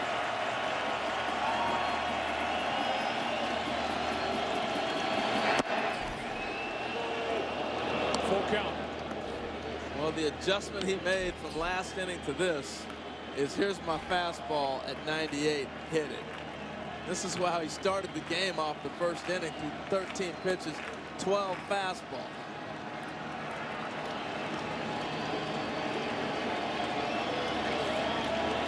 How about that? 15-2, the home team, when starting a rookie pitcher in the World Series since 1967. To the left side, Escobar. Ventura, the rookie, is pitching tonight to honor the memory of his late friend, Oscar Taveras. He and the Royals lead after 3.5, 8-0 in Game 6. Bottom of the fourth inning rolls in Game 6, 8-0 Kansas City on top. Caps, hoodies, jerseys, jackets, and more. Get all the officially licensed World Series gear for the Giants, Royals, and all of baseball. The MLB.com shop. Billy Butler, the DH, an RBI double. His last time up in that big 7-run, 8-hit second inning. Strike one. From Gene Machi. Second inning of work for Machi. After Petit went just 2/3. The starter Peavy just an inning and a third. This ball might drop. There's Pence. With one out here in the fourth inning, we'll take you down to hear from a special guest with Erin Andrews. Yeah, Joe, let me introduce you to the Hetherington family. We have Stephanie, Jason, and little baby Allie. Stephanie went into labor right before Game 1 here in Kansas City, right around 6:30, right? And what was your thought? Let's wait it out. Let's go to the hospital. What? Well, initially I wanted to wait it out. I tried, and then I realized pretty quickly it was either going to get really messy or really uncomfortable. So we decided to head for the hospital and watch the game there. Yeah, and so she's in labor. Madison Bumgarner's on the mound, Game 1. How is it all going for you, Dad? Well, pretty good, relatively speaking, because I'm watching baseball and she's sitting there laboring, and I think we're all comfortable. But of course, Madison shut us down that night. We would have rather seen a win, but we got our little World Series back out of the deal, so it turned out all right. Yeah, and all my girlfriends are texting right now saying, how is she even here? Aren't you in pain? Don't you want to be at home in the comforts of home? You know, I am living my World Series dream finally tonight. You know, I kind of got cut off last week, so I'm just thrilled to be here, and thankfully I feel pretty good. And the score is definitely helping that. And this is your big moment. You want to introduce your new little baby to the world here? This is Allie Francis Hetherington. And if the Royals are able to win this thing tomorrow night, Game 7, if this goes to a Game 7 and they can win this, do we get like a Billy Butler middle name, or what are we thinking? We will change her middle name to Billy. Thank you, guys. Congratulations. She's gorgeous. Joe? All right, Erin, thanks. Those are fans. She is tough. Tough. My goodness. At the game. Game 1, and she wanted to stay. They weren't at home Game 1. They were here. It ended up 7-1 Giants, and so now they have the baby. Everything's great. The baby's beautiful, and they're back for Game 6, and their Royals are leading 8-0. I'm surprised they didn't name it Royal. I mean, it's a perfect fit. I guess Madison was out of the question. That's true. Yeah. 3 balls, 2 strikes with 1 out, nobody on Alex Gordon. Machi trying to soak up some innings. Count stays full. Well, just like Tom touched on earlier, Collins did the same thing for the Royals, and I was talking with him today. He gave the Royals a chance to be in this series still. The same thing with Machi today. He's giving them a chance for Game 7 victory tomorrow by not taxing that bullpen. No telling what kind of game we're going to get if we go to 7. Let me just back off. If we go to 7, before everybody starts tweeting about it. There's a strike over the inside corner, 2 out. Oh, you're starting to get the hang of this, huh? Doesn't matter what you say. Say anything. I forgot there was a DH 2 innings ago. That's okay. Wonder what they're saying. Look at the movement on this. This is the biggest pitch that has changed the last 5 years of baseball. Now, I know Greg Maddux made it famous back in the 90s, but he's one of the only guys that throw that swing back pitch. And now that pitch has become, everybody's throwing it. Vogelsong throws it, who you're looking at right there. And that's become the toughest pitch, I think, to hit. Well, I agree with you. I think it's the combination, the 2-seamer and the cutter. No such thing as a straight fastball in the old days. Probably only 5 years ago. I'm not kidding here. Fastball counts, you'd see something straight. Fastball counts now, you may see velocity, but you'll see movement with it. There's a strike on Salvador Perez. 1 ball, 1 strike. Well, I think 2 things have happened. One, they're not afraid to walk guys because the number of strikeouts are so high. You still got a chance to strike yourself out of an inning. So pitchers are more prone to, I'm going to get movement, and if I walk him, I'll get the next guy. Perez tests Sandoval. Long throw. Safe at first. Belt did all he could. Just couldn't hang on. Yeah, that ball was trouble from the onset. He stepped back, tried to find something, he let it go. It's a long throw. Now you know who's running in Perez, so tried to take his time. Belt almost picked it. But Joe, I could tell by the inflection in your voice, you knew he was in trouble the minute you saw this ball hit. Yeah, even with Perez running, you back up, throw gets longer. It has to be in the air, and I mean, Belt's about as good as there is. We have 2 good left-handed first basemen in this World Series. Belt tried to back up, get a better hop, and just couldn't hang on. It's a hit. 12 hits already tonight for Kansas City. Strike 1 now on Moustakas. That's the classic in between the hop, and you're absolutely right, Joe. You see it hit the heel. Because it's right at him, he really can't get it behind him to get a longer hop. Most difficult hop for a first baseman. You just saw it right there.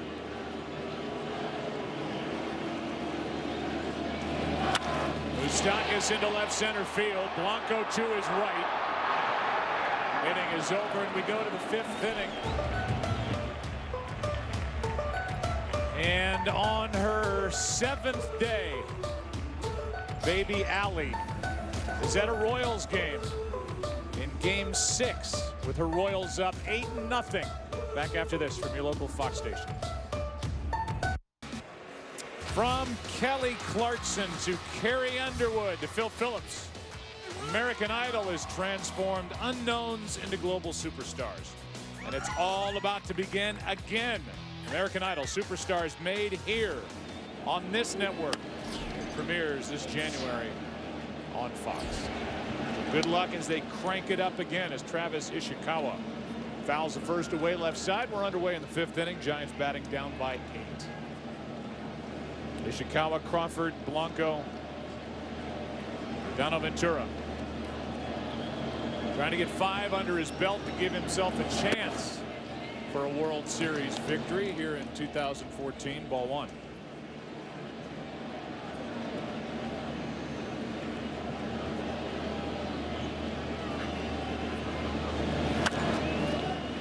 Strike 2. Well, we've seen him do what you're supposed to do with a lead, a big league especially. Pound the zone with fastballs coming into this inning. 46 of his 62 pitches were clocked at 95 or above. Not a lot of mystery right now.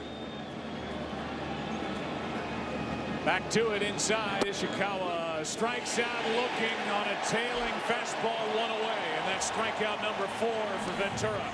He's got Ishikawa twice. There it is, reached back 99 right on the black. And when you get this kind of lead, you can be aggressive. And he's settled in the last couple innings. I'll never forget Roger Clemens in 1986. He's hitting in the All-Star game, National League Park, so he gets to hit. You know, I was saying earlier, American League pitchers, I think they have a disadvantage and don't realize how hard it is to hit a fastball. So Clemens, foul. Standing in the batter's box, he's facing Dwight Gooden. First pitch, Gooden throws one mid-90s. He turns around to the umpire and goes, "I throw that hard?" And the umpire says, "Yeah." That's what it looks like? "I'll never throw another breaking ball." You know, and that's the point. I think sometimes being an American League pitcher, you forget how hard it is. That's why a National League pitcher is a lot more aggressive with their fastball. Now he's pumping strikes. It's 0-2. There's the curveball. Perfect location.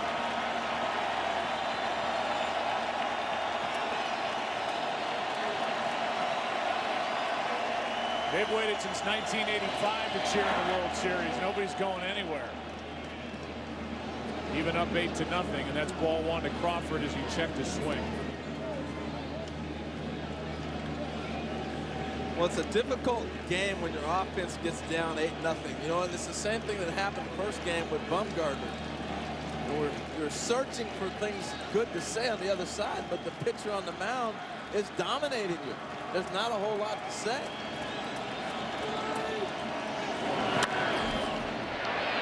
Easy play, Hosmer. 2 down. Mentioned 1985. Let's look at what was going on in our world in 1985. That was the great Michael Jordan's rookie year. What else? Madonna. Tom had his boogie shoes on then, didn't you, Tom? I know you did, Tom. Madonna went on her first tour. How about the top movie was Back to the Future, and then the #1 show just dominating in '85. Really every year was on The Cosby Show. Made it more popular than his Jello. 2 out. Here's a ground ball right side. Or the Fat Albert cartoons. A 1-2-3 inning for Ventura. You stick around, you just may learn something. Or maybe you won't. 8-0 after 4.5, game 6. Tomorrow night, if necessary, it's game 7 of this World Series. Coverage begins at 7 Eastern. Right here on Fox, streaming live on Fox Sports Go. And there are the starters. But that whole graphic should come with an asterisk, because with these 2 good bullpens and a guy like Madison Bumgarner available tomorrow night, they may start, but any sign of trouble, and those managers will be walking out to get the baseball. It's going to be an interesting game tomorrow just because of that in itself. So it's 4 classic words you hear. All hands on deck. Game 7. Here's Infante, who struck out, doubled, scored a run, takes a strike from Machi, who's doing what the Giants hoped he would do. Soak it up. Came on in the 3rd. Pitched a scoreless 4th. Working in the 5th.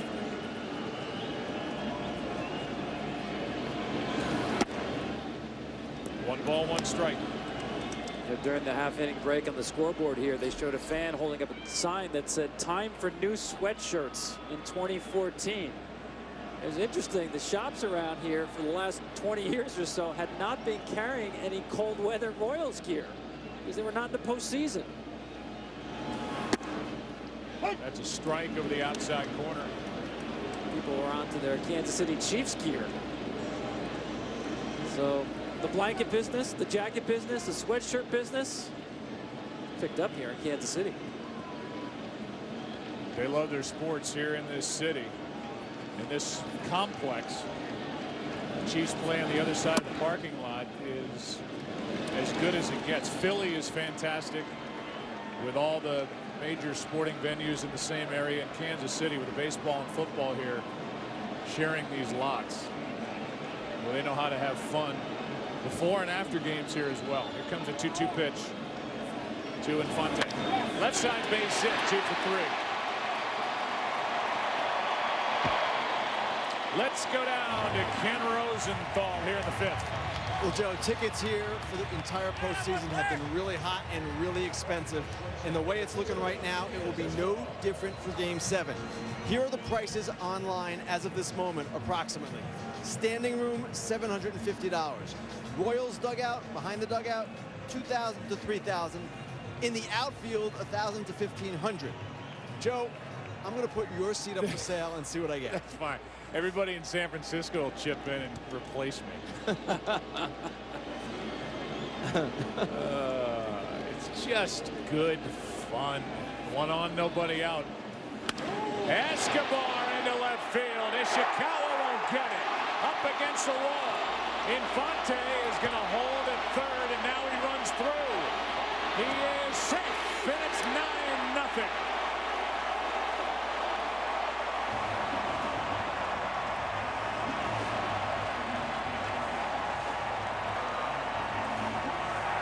Right through the stop sign at 3rd. More than that, Joe. Around the 3rd base coach. I've never, ever seen that happen before.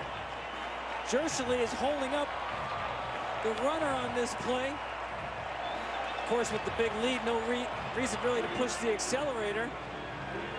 And you'll see Infante actually pass Jersey on the outside, not the inside.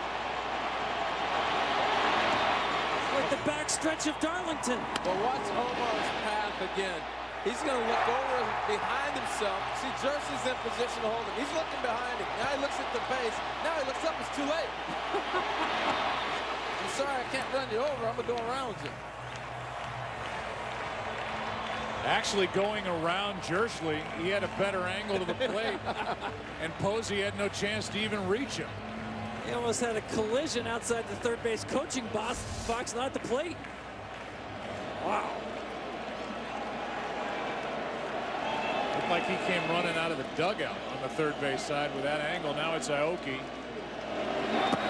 After a visit from Dave Righetti, a single, a double, a run scored. It's 9-0, and Nori, who has an RBI single, a run scored, and a walk, swung and missed at the first pitch. Now Hunter Strickland, the rookie, gets loose.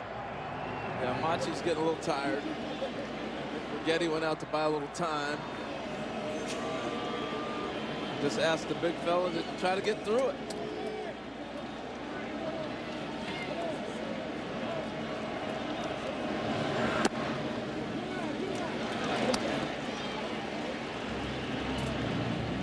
Well, I've been doing these games for a long time, and it's the first time for you guys to sit up here and watch a World Series and commentate. I'm telling you, if we get a game 7 and it's looking more and more that's becoming a reality as we play these middle innings here tonight. Here's a 1-1. That will be a night to cherish, no matter what happens, because it's rare these days that you get to a game 7, and to me it's when this game is the best game in this country, when everything can come down to one pitch, one swing. We may have that tomorrow night. Joe, I know you've done Super Bowls. I know the NBA Finals are exciting. There is no better day in all of sports than a Game 7. Here's a 2-1. Aoki, runner goes to third. That's Escobar. 1 out.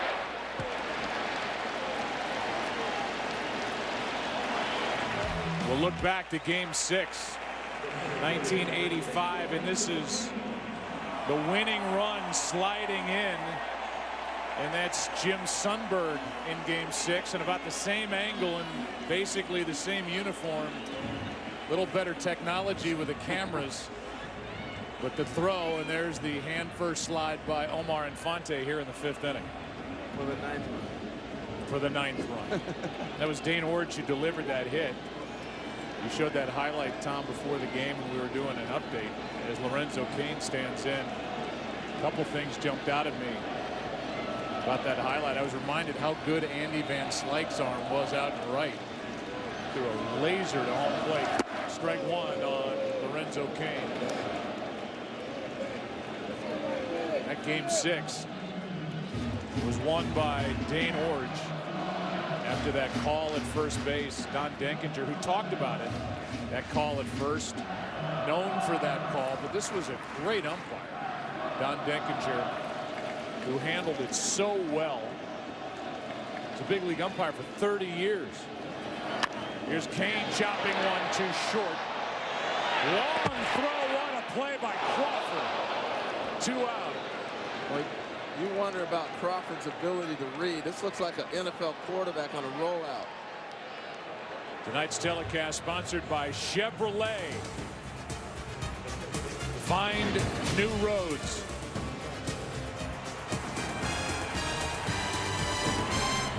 What a play by Brandon Crawford. Well, watch him look to third base here. All right, looks at the runner. No, I'm going to go back over this way. I think I'll throw it in the flat. No, he's open in the corner. I mean, this is an amazing athletic play. And to have the arm strength to throw out Lorenzo Cain flying down the line, that's as good a play as you're going to see. What arm strength he has. Strike one to Hosmer. And I'll tell you something I noticed Brandon Crawford does. Every inning when he takes ground balls, every throw he makes is from right this position, deep shortstop. Panik always takes the throws down to second because Crawford is always making the longest throw he will have to make in the game. I just love the foresight to do that. 0-1 the count, runner at third, 2 out. Just to finish on Denkinger. Just proves he's a stand-up guy every time he's quoted. He told the AP prior to this series, nobody wants to have the call that I did in the World Series, but I did, and now it's a part of history. I'm not tired of talking about it. I mean, it happened. He retired after 98. Was on the plate game 7 in 91, the Jack Morris game. 1-0 win when Jack pitched all 10 innings. He knew it would be talked about with the Royals getting to the World Series for the first time since 1985, and I just applaud the way he's handled that whole thing ever since. Absolutely, and don't think that was not a factor in why the umpires as a group wanted instant replay, because a great man and a great umpire is remembered for one call out of thousands that he did not get right. Nobody wants that on their career. Here's a 1-2. Inning is over. Machi gets through the inning. Another run put up by Kansas City and through 5. As we go to the 6th inning, game 6. Elmar's still running in the dugout. That's Infante, 9-0. Royals having all the fun tonight. Mobilizing your world by Budweiser, the official beer of Major League Baseball. Here's to Budweiser, here's to baseball. And by McDonald's, I'm loving it. Ventura back to work, has a better defense behind him as Gerard Dyson is in the game in center. That moves Lorenzo Cain into right. And with Alex Gordon in left, that's the best outfield you could find. If every team was playing right now in the major leagues, that's a strike to make it 1 ball, 1 strike on Panik. Yeah, they're going to cut off every ball. And the one thing that gets lost is the balls they cut off in the gap, diving, sliding to keep a double play in order.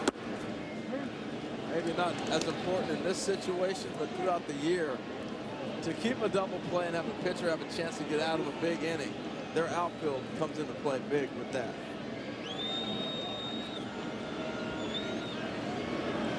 Here's a 2-1.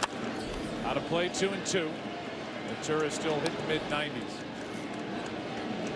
Only at 75 pitches here in game 6.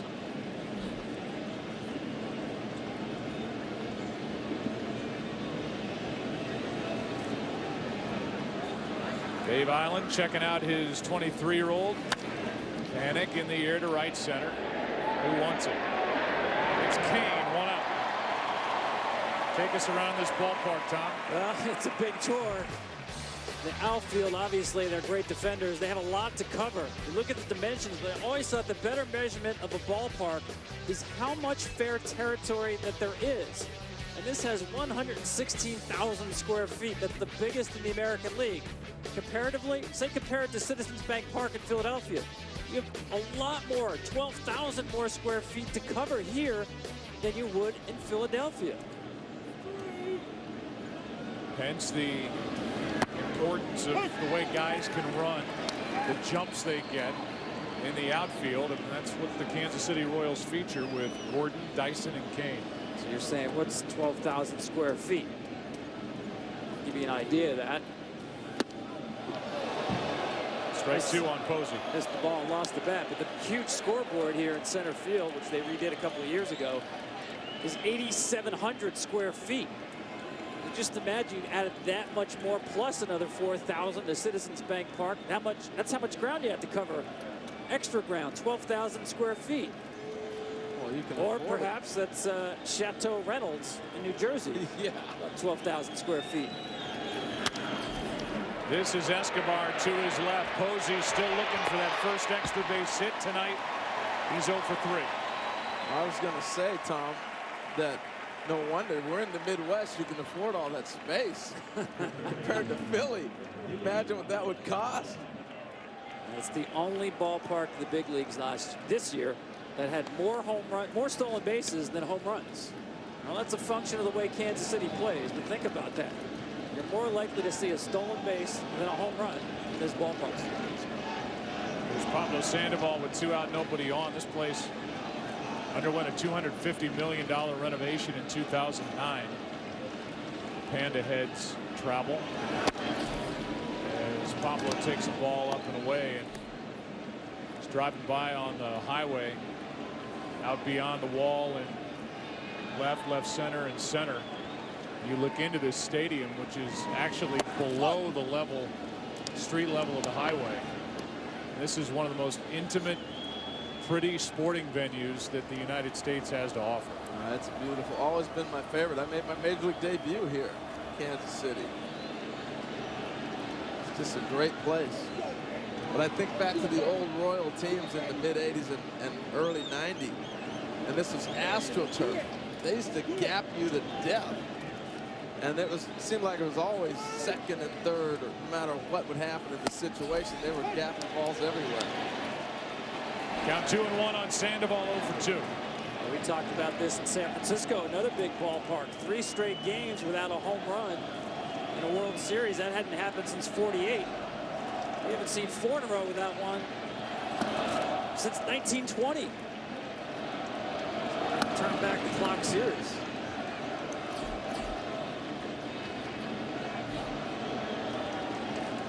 Three balls and a strike on Sandoval with 2 out, nobody on.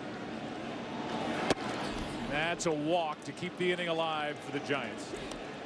Well, you want to look at some of the defense here that the outfielders have been able to make. Watch how far he goes to get this ball right here. Remember, this ball hit by Hosmer in game 1 might have changed things around. Lorenzo Cain, 122 feet, and he's just jogging. I got it, no problem. But just how far these guys go to get baseballs changes how the game's played. I'll give you this one, Tom. That's not that far. I'm not tired yet. Look at the distance Lorenzo Cain covers. And the speed in which they've been able to do this in makes it fun to watch. Here's Pence. That's Ventura with some flair. Inning over. And the 23-year-old says, you want a game 7? Throw it on my back.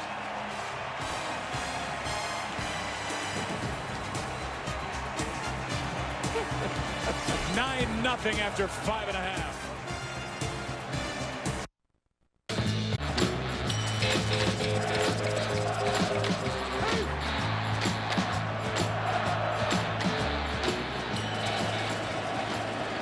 Big night for Kansas City. Up 9-0. Game 6. Down and away, ball 1. Hunter Strickland takes over for Machi. We said the numbers coming in, Tom Verducci, about what teams have done since 1982, coming back home in a World Series for game 6, and most of the time, as it turns out, game 7. How about 22-3 at home in game 6 and 7? That certainly qualifies as most. I was shocked to hear the number is that overwhelming. Yeah, it's great to be at home. You get the fans behind you. Close game, the benefit of batting last. Overwhelmingly in favor of the home team deep in a series. Strickland misses. Count 3-0.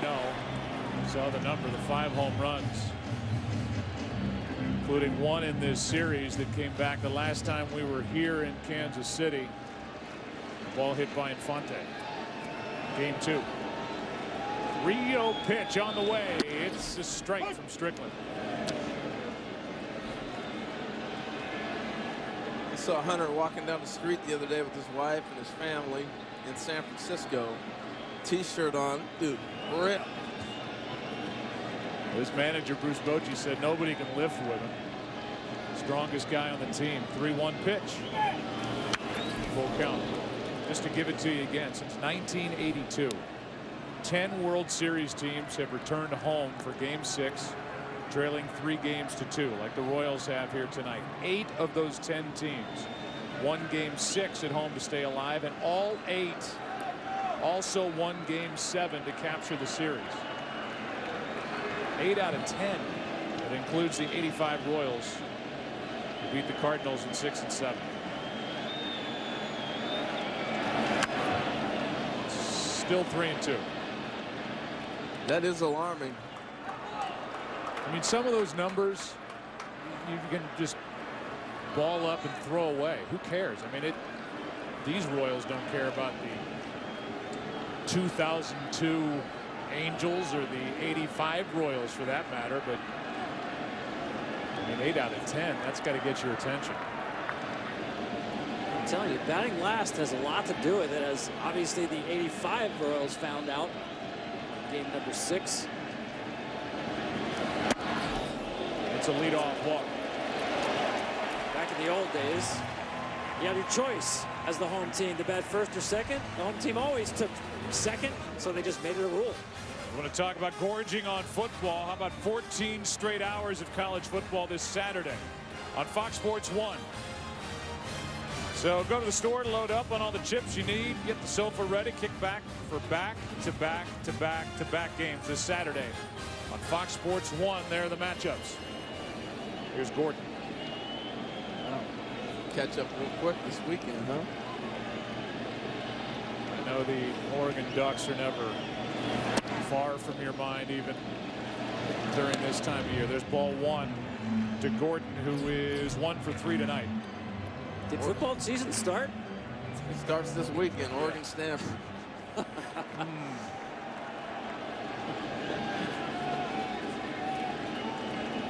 Here's a 1-0. Hard hit. Oh.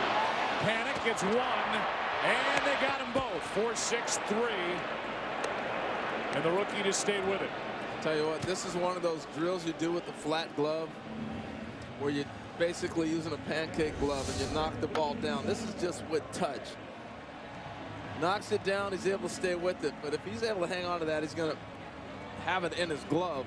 But that comes through drill after drill after drill. Short hops, everything else. Look at him get in the right position, fields the ball.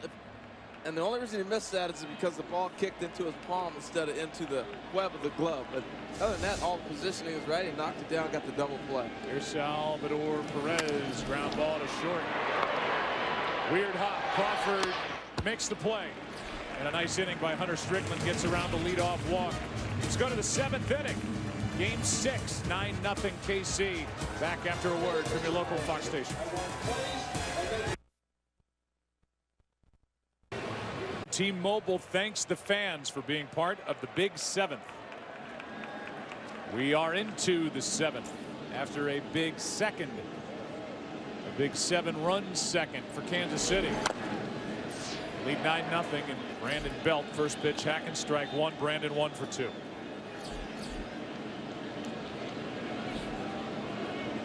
It'll be Belt, Morse, and Ishikawa.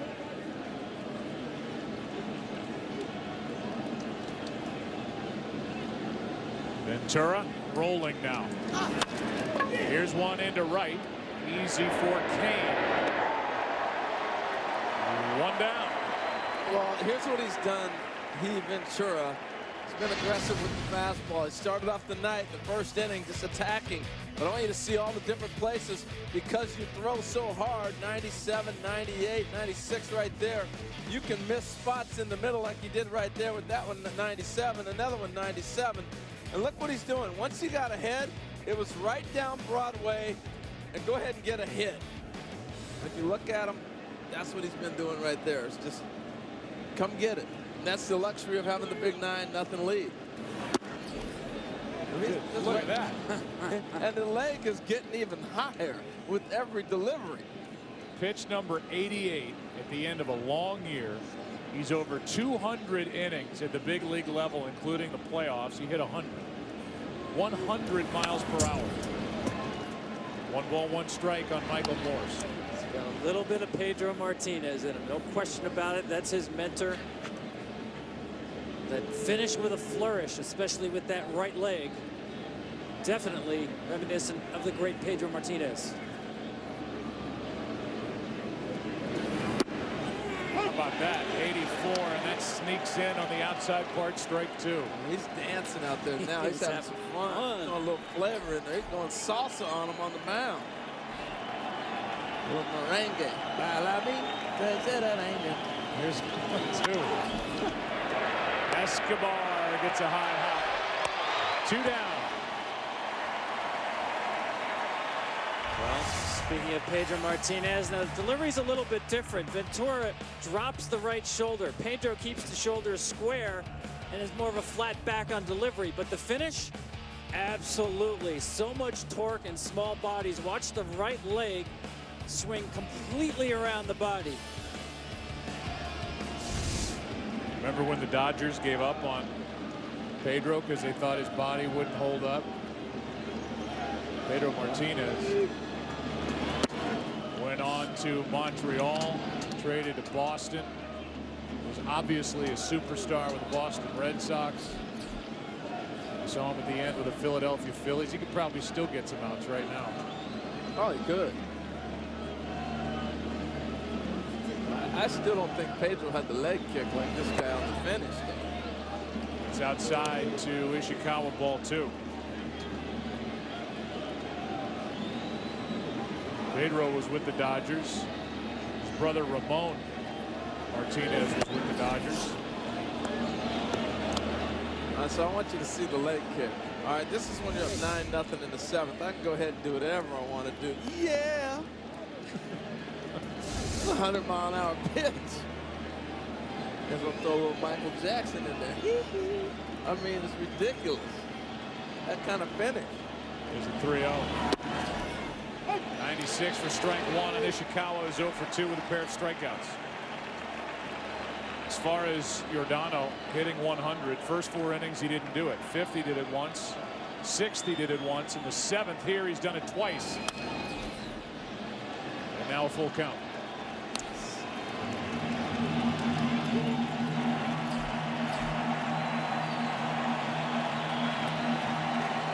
He's getting to that point where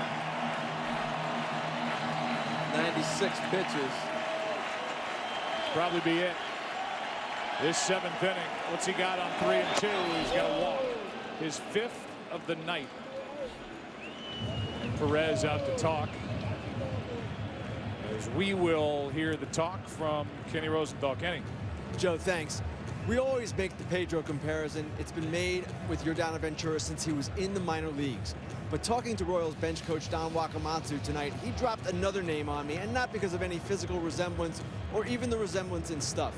He said he was excited to see Ventura pitch and continue to grow in this postseason atmosphere because in the Royals' minds, he can be their Felix Hernandez. Wow. King Felix comparison for Giordano Ventura. Well, the upside is so big for this kid. And he hasn't even fully developed his off-speed stuff yet. Ball 1 to Brandon Crawford. Tom, you gave a stat earlier tonight how many fastballs he's attacked with. Yeah, listen, I mean, he's not the strike thrower Felix Hernandez is. That is extremely high praise. But in terms of the arm strength, age of 23. That's into center and almost took the hat of Ventura with it. 2 on, 2 out. And Brandon Crawford now has hit in 8 straight World Series games. That is a bullet because he's got that finished with a flourish. He cannot defend his position in any way, shape, or form. That was watch your lips, Chuck and duck. One thing about big league hitters, man, you can't sneak the cheese by a rat. They're going to be ready to hit that fastball. Well, now with 2 on, 2 out, Dave Island is out to talk to buy some time for Jason Frazier.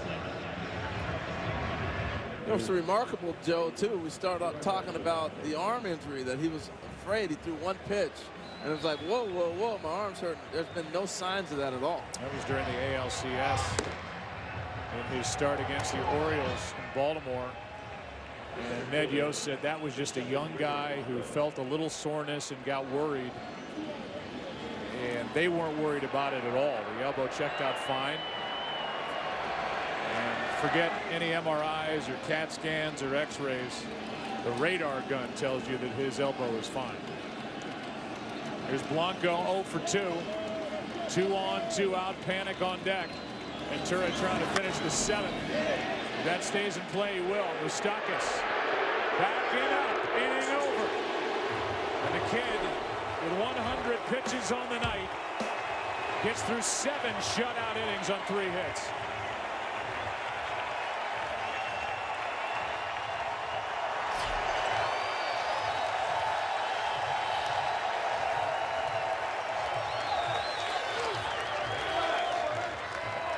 Give you the game summary here in Game 6. Royals trying to force Game 7 tomorrow night. They come up with a franchise record in the postseason, 7 runs in the second.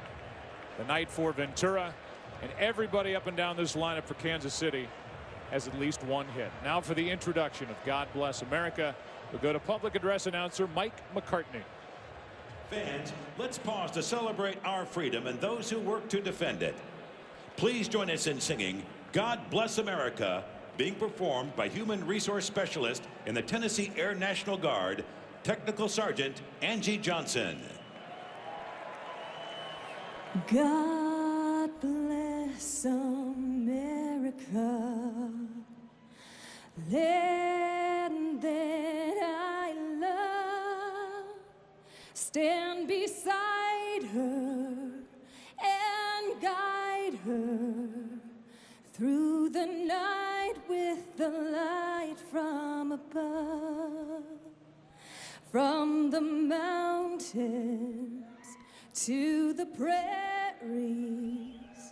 to the oceans, white with foam. God bless America, my home sweet home. God bless America, my home sweet home.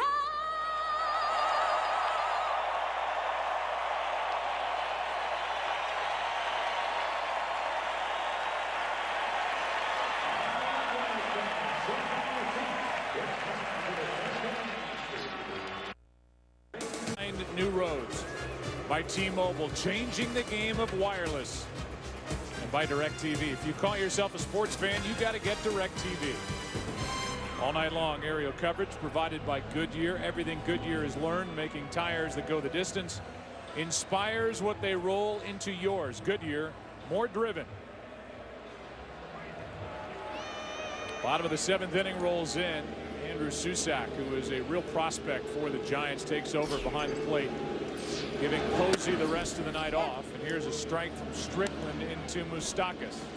I like the move to give Susac a chance to catch, play, maybe get in that bat. He'll get it bat. He is due up second in the 8th inning. Bruce Bochy, Tom told us that at the trade deadline, the guy that most teams asked about when the Giants were trying to add to their ball club was this catcher, Andrew Susac.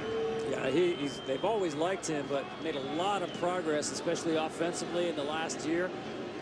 Another catcher, Hector Sanchez, they're high on, battling concussion issues this year. He's a switch hitting catcher. Tough to find those. Guy with some pop. That misses outside, 2-1. Yeah, talking about Sanchez. Yeah. Yeah. And it also gets Posey off his feet. I mean, if there's any, I guess, an optimistic side to a blowout Game 6, you get people rested, and each team can go into a Game 7 with fully rested bullpens in terms of their winning pieces. Off the end of the bat, 2-2 now on Moustakas, who has an RBI double, run scored, 1 for 3 tonight. At the end of the day, a loss is a loss. You come back for Game 7 and you're ready to go. That's just the bottom line. Would you like to have a better performance and be closer than 9-0 right now? Absolutely. But at the end of the day, the series will be 3-3 and you play Game 7.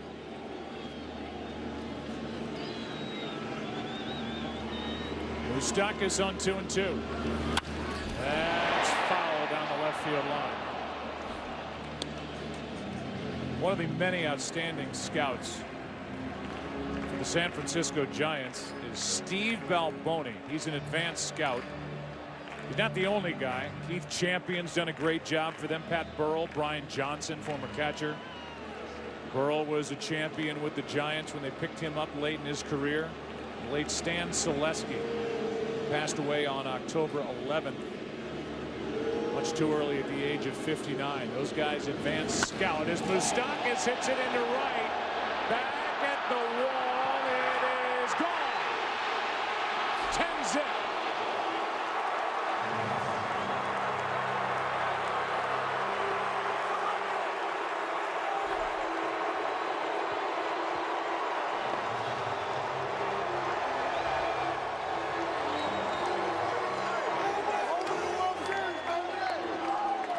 Show Balboni, who hit 36 home runs for the 85 Kansas City Royals, and Mike Moustakas right on cue goes deep into right. His 5th home run of this postseason for a guy that was sent down to the minor leagues at the age of 26 this season to find his stroke.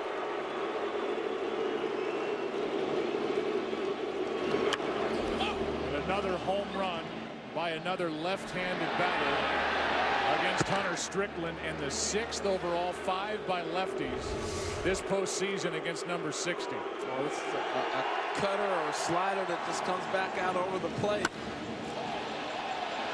And Moustakas didn't miss it. And if you're thinking, yeah, he had a home run, it was 9-0. Did you hear him when he got back to the dugout? Just had a home run in the World Series. Somebody told him. Eric Hosmer was telling him that. I caught that too, and I just love that out of this Royals team. Every step of the way, they have enjoyed this run. They're not pretending they're too cool for school. You just hit a home run in the World Series. For the stuff that Hunter Strickland has, it's, I guess, proof that it doesn't matter how hard you throw.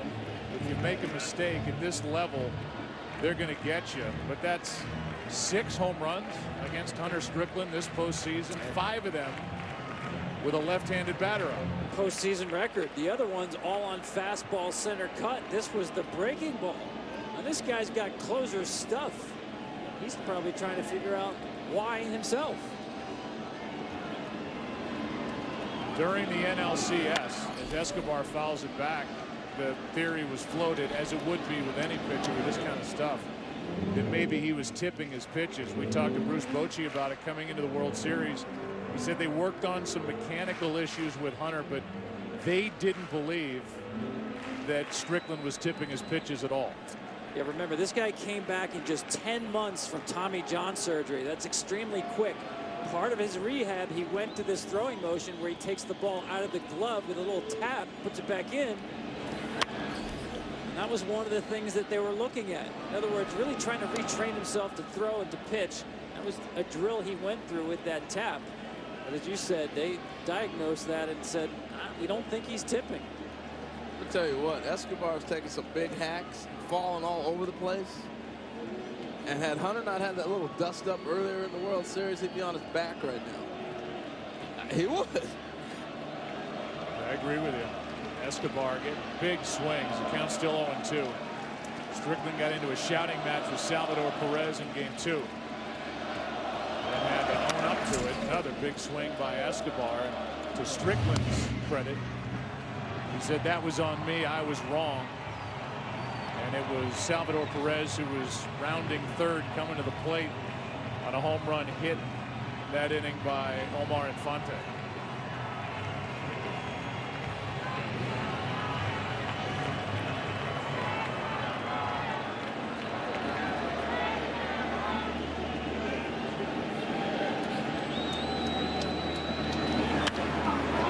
Breaking ball that is popped up into left center field. That was another mistake that Strickland got away with. 2 out. Blanco puts it away. 2 out here in the 7th. And just to finish with Steve Balboni, who's a scout with the Giants, beloved here in the mid-'80s. And the 36 home runs he hit, still a franchise record. Played 160 games. The big first baseman, DH type, and now he's scouting for the enemy here in the World Series. And what a great job he and that crew has done so far this postseason.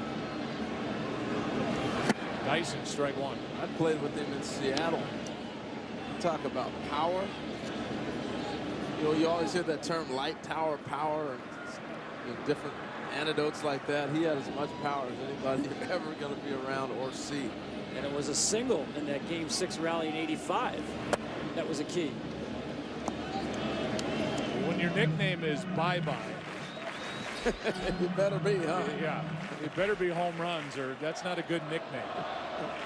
Tells you how big this yard is, though, that total 36 and 85 still stands. Franchise record. Dyson to the right side, belt to the bag. And the inning is over. When Steve was playing for the Royals, it was 11-0 in Game 7. When the Royals won it all in 1985. Tonight, it's 10-0 Kansas City after 7. Rolling toward a Game 7 here in the 2014 World Series. We had a thrill tonight before Game 6. Abby Wambach and Sydney Leroux of the United States Women's National Soccer Team came by the booth. Last Friday, they qualified for the 2015 World Cup. 2015 Women's World Cup will be seen next year on Fox and Fox Sports 1 as Jason Fraser takes over the 7th game of this postseason.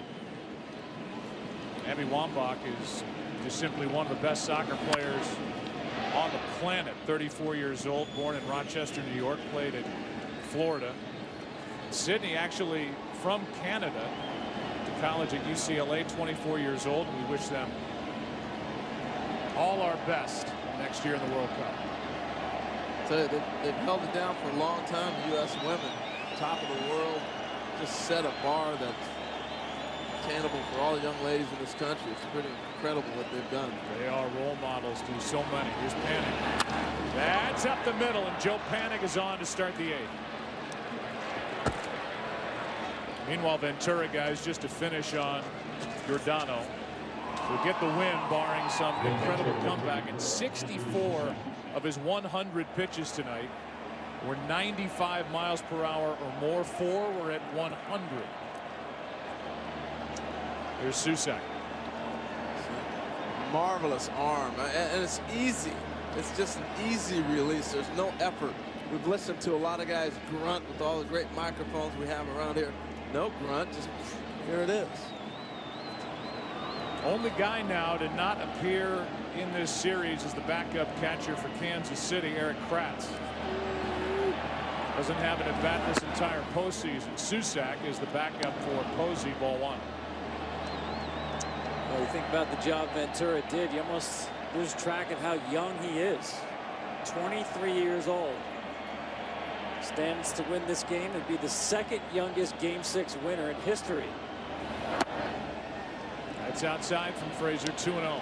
Only Paul Dean of the 34 Cardinals was 22 years old when he won a Game 6, also facing elimination. And the Cardinals beat Detroit in Game 7 to win the championship.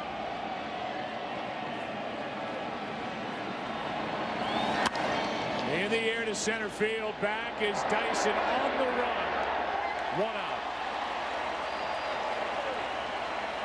Well, remember how this game began for Ventura. Actually began yesterday when he told Salvador Perez he was dedicating this game to his friend Oscar Taveras, tragically killed in a car crash in the Dominican Republic.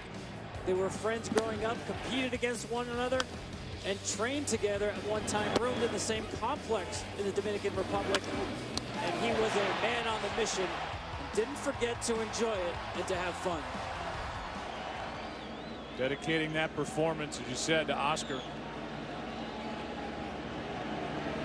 Killed at the age of 22. I'm still numb from that one. It's just a couple days ago. It's so hard to even imagine. There's a strike to Pablo Sandoval from Jason Fraser, who's picked up from Texas during the year to add to this bullpen. Grew up in Blue Island, Illinois, on the south side of Chicago. Brother Joe, mom and dad Sue and Frank, rooting him on, and so proud of the pitcher he's become at this big league level. And ended this 10-0 game in the 8th inning here in Game 6. Ryan Vogelsong, who started Game 4, getting loose for the Giants.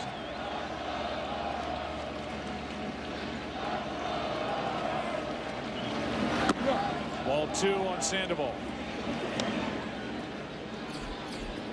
Well, they say in baseball, momentum is only as good as your next day's starter. And the starter for the Giants will be 39-year-old Tim Hudson. The starter for the Royals will be Jeremy Guthrie, who was the winner in Game 3. Hudson. That ball is ripped into right off the bat of Sandoval. Stopping at second is Panic. 2 on, 1 out. As we will show you the box score, we'll talk about that pitching matchup tomorrow and the other guys we may see. Geico in-game box score for the Giants. There it is. Not many hits as Ventura gave up 3. Frazier now in the 3rd of an inning is allowed 2 singles. Well, the stuff is not the same, clearly.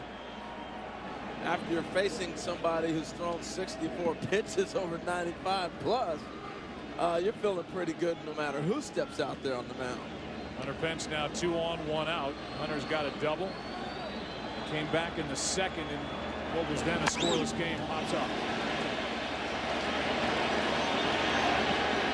It is handled. Infield fly rule in effect. Perez has it. 2 down. Guys, let's talk about tomorrow and about Tim Hudson. Will be the oldest starting pitcher to get the nod in a Game 7 in World Series history against Jeremy Guthrie, the well-traveled Jeremy Guthrie. But plenty of help between both guys tomorrow night. Yeah, I thought they both threw the ball well in Game 3, but to me it's a manager's game. You saw how quickly that Bruce Bochy got Jake Peavy out of this game. Same applies tomorrow. All hands on deck. No road team has won a Game 7 since 1979. That's what the Giants are up against in terms of history. Willie Stargell coming in. Remember the home run Stargell hit? Strike 1 on Brandon Belt. Yeah, tomorrow for me, it's not the beginning. It's not the 1st inning. It's the 4th and 5th. Because we know what's going to happen in the 7th. They're both going to go to their pins. You know, so it's those innings 4, 5, and maybe 6 that are going to decide this game tomorrow. It's another reason why it's the best day in sports. I mean, all the general rules of engagement for playing a baseball game do not apply. We played 2,460 baseball games this year, and it all gets distilled down to 1 game. And it's been too long. Just 1 Game 7 in the last 11 years. We're in for a treat.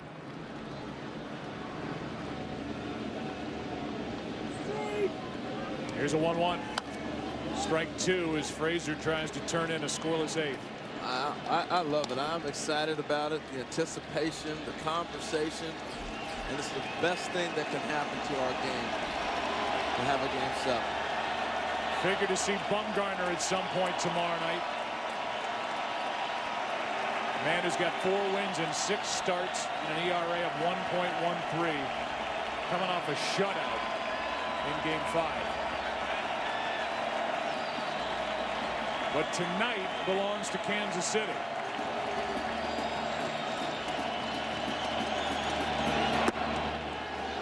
Two and 2.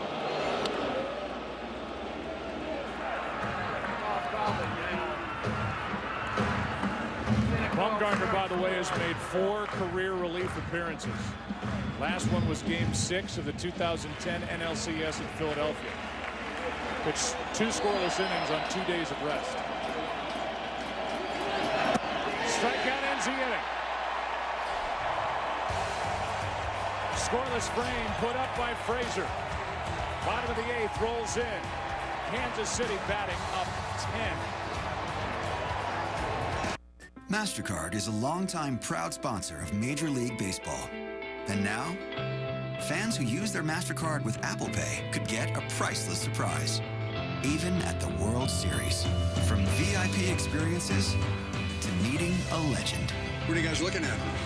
Oh, hi, George. Use your MasterCard with Apple Pay, and you could get a priceless surprise. Yes! Yes! This is the best day of my life. 1985.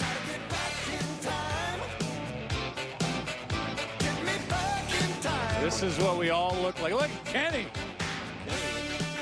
Verducci looks the same. Got the hair, same hair, dude. There's me at Country Day football, number 77. You can find me on the bench. I always ate a lot of things with onions in them to stand by Coach Ron Holtman and ask him if I could just get into the game if he was tired of me standing on the bench. There's Aaron, little Kenny. Yeah. How about that picture of you with the Mariners back in about that? 1985? Wow. Age has been good to all of us. You had a little hair product in there, huh? Oh, I had the curl going down. Did you? A lot. It was down to here. You know? Yeah. Oh, that was nice. That's our producer, Pete Macheska. I'd love to see what he and Bill Webb, our director, looked like back in 1985. Probably working at CBS, Pete, back then. Exactly. I thought they said CBS. Either one. Maybe. You want some more coffee, Mr. Madden? Strike two on Lorenzo Cain. Brian Vogelsong, there are the numbers from game 4, and he did not get through 3 innings. Webby was close up. First relief appearance for Vogelsong, who has that riding fastball miss. 1 ball, 2 strikes on Lorenzo Cain. First relief appearance since April 2011 against Atlanta, and Tim Collins, the lefty, gets loose. I was covering this World Series back then in '85. I didn't have an assigned seat in the press box. My, how you graduated. Well, I remember that because after the game, I was in the back of the press box writing on an old Radio Shack computer. 3 lines at a time is all you could see back then. That was state of the art. And I used these boxes that had World Series programs as a makeshift desk. I was in a broom closet. Was that for Sports Illustrated? That was for Newsday back then, New York Newsday. And that picture is up, and at least it used to be up in the press room at Shea Stadium. Did they move those no, pictures? It's still there, unfortunately. Every time you walk in the back of the box in Citi Field. I'm Eric Stratton. It's there. 1 and 2, the count, 2 and 2. That looked like you were getting ready to audition with Travolta or somebody with that hair. A little Saturday Night Fever. Up with people. Long time ago, fellas. That was Eric Stratton. He was damn glad to meet you. Here's a 2-2 pitch from Vogelsong. It's inside a full count. So how crazy was it when the Royals won that night in '85? Well, it was crazy because obviously it happened. You think the Cardinals, everybody's writing their stories about the Cardinals winning the World Series. A lot different than tonight. A lot of drama back in game 6 then.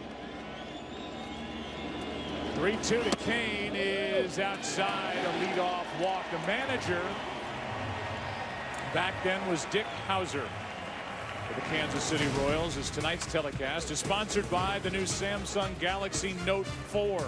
The next big thing is here by Taco Bell. Sometimes you gotta live Moss. And by MasterCard, anytime, anywhere you use your MasterCard, you can get a priceless surprise. The beloved Dick Howser, the late Dick Howser, manager of the '85 championship Royals, died in 1987 at the age of 51 of a brain tumor. A lot of people don't remember. Steve Horn, our editorial consultant, reminds us, an all-star infielder for the 1961 Kansas City Athletics. He was the manager for the 1980 Yankees team that won 100 games. He lost to the Royals in the LCS. Dick Howser, that number 10, retired by this great franchise. It's out there in left field next to George Brett and Frank White. You know, it was a weird thing. I was playing in '85 and obviously '87, and to hear of someone of that stature that you're used to seeing, and knowing the complications he went through. It's just not as common as today. We have so many efforts, you know, whether it's cancer or whatever the drive might be. There's a lot more efforts now than there were back then. And things are always kind of, weren't aware of all the different things that he might have been going through.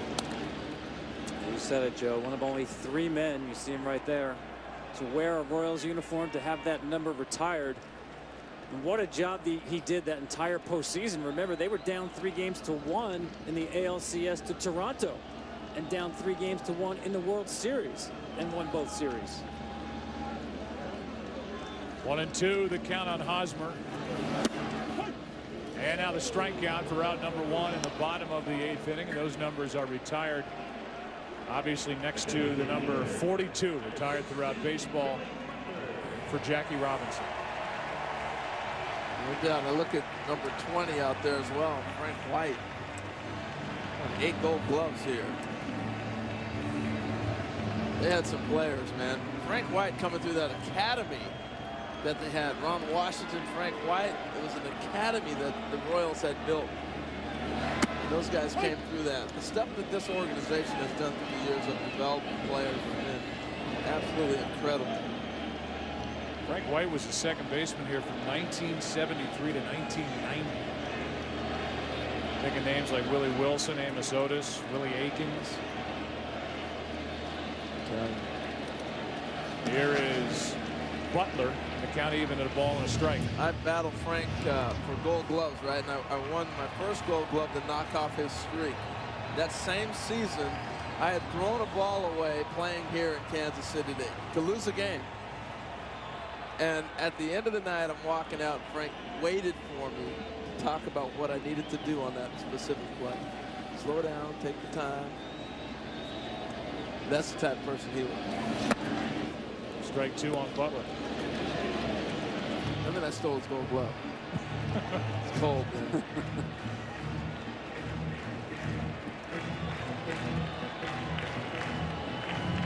Well, we've had a good time, obviously, checking in with George Brett every day. At one point last year, George Brett was the active hitting coach for the Royals. Here's Butler, ground ball to third. That's Arias. Out at second, out at first. They turn the double play. And that sends game number 6 into the 9th inning. Giants will bat. Tim Collins getting ready. 10-0. Kansas City on top. Tim Collins, the left-hander, takes over here in the 9th inning. 10-0. Kansas City. Collins will try to finish off the shutout. Bruce Bochy on the left. Ned Yost on the right. The last time back-to-back shutouts by different teams, 1958, the Braves and the Yankees. 3, 4, and 5. Strike 1 on Morse. Eric Kratz, the backup catcher for the Royals, got to be thinking, what has to happen to get me into a World Series game? Come on, Ned. Give him a taste of it. Thought he might get an AB. Instead, Salvador Perez gets another inning, and Morse pops it up. That's Hosmer, 1 out.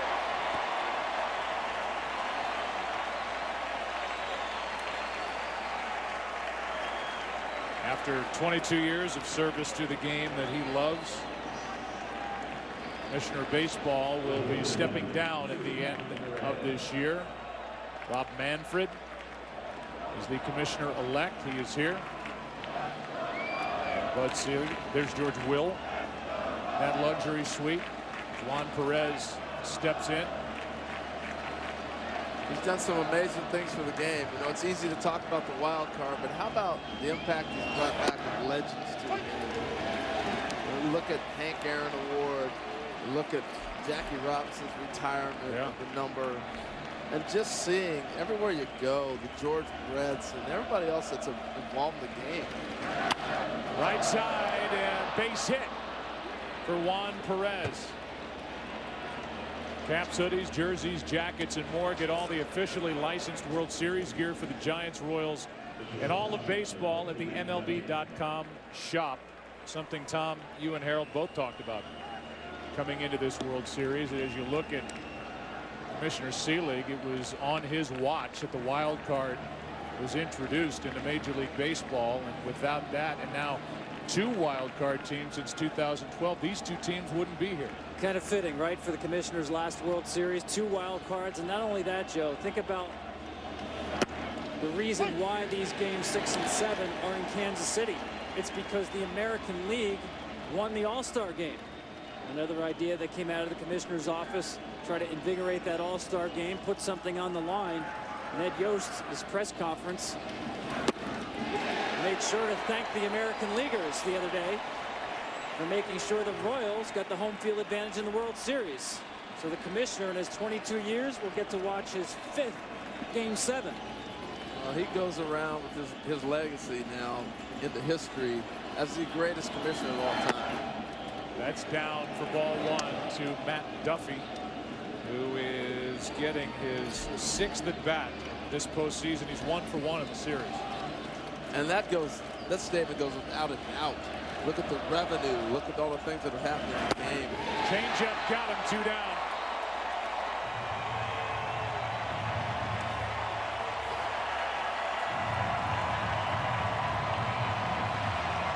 Nobody has left this ballpark. And they're packed in, waving towels. They want to see the period at the end of this Game 6 to officially send us to Game 7 tomorrow night.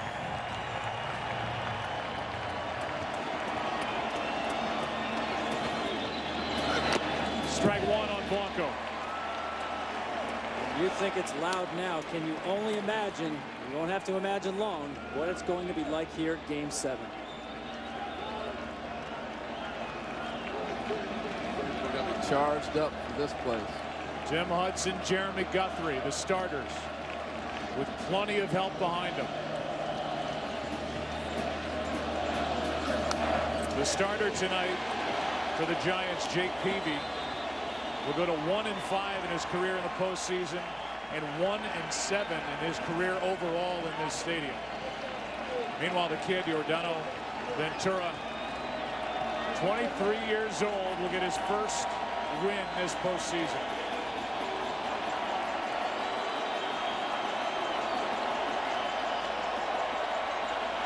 The kid beat the vet.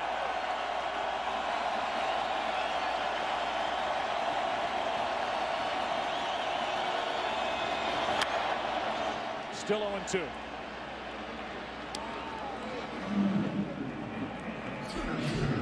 Manager for the Royals, Ned Yost, didn't have to use his big 3 in the bullpen. You want to call him the big 4 with the left-hander Brandon Finnegan. They're ready for tomorrow night. Meanwhile, the Giants have their great bullpen ready, with Madison Bumgarner lurking for tomorrow night. Here's the 0-2. They'll do it again. Well, you talk about putting a period on a tremendous postseason with Madison Bumgarner knowing he's going to have an opportunity to throw tomorrow. And the question is, how long will he go? 2 innings, 3 innings? But he'll be in the game. You count on that. How about Tim Hudson waiting all those years? 16 years to start a Game 7 of the World Series. And it's official. Game 7 tomorrow night. Royals win Game 6 10-0.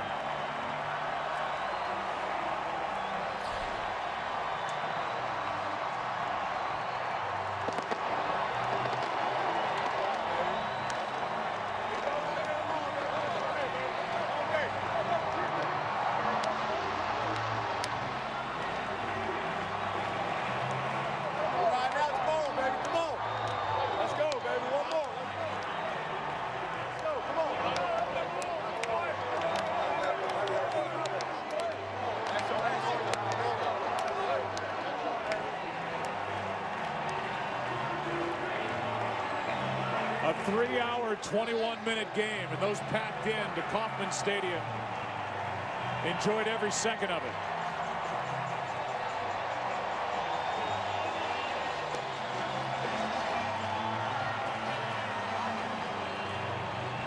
Let's take you down to the field and check in with Aaron Andrews. Joe, thanks so much. Here with Lorenzo Cain. 2 for 3, 3 RBI for you tonight. But let's talk about the bottom of the second where it all just broke open. You guys were not even able to hit Yusmeiro Petit in Game 4 here of the World Series. What changed tonight against him? You know, we felt like we was in a desperate situation. Like I said, guys stepped up in a big way tonight.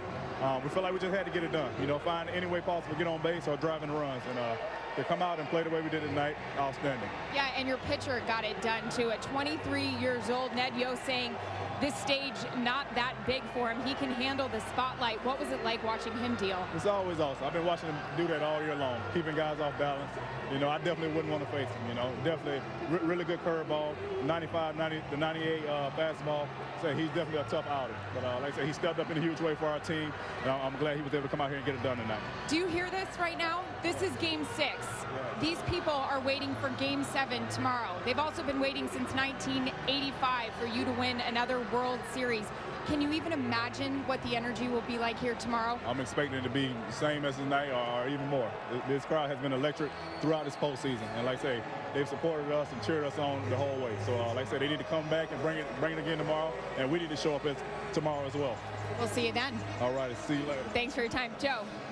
Aaron, thank you, and thanks to Lorenzo Cain. He was in the middle of it again for the Royals, who have forced a Game 7, and they did it behind the 23-year-old rookie Yordano Ventura, who said he was dedicating his performance here tonight to his close friend, the late Oscar Taveras. 7 shutout innings on 3 hits. All Kansas City tonight. Can't wait for Game 7. Kevin and the guys coming up after the break.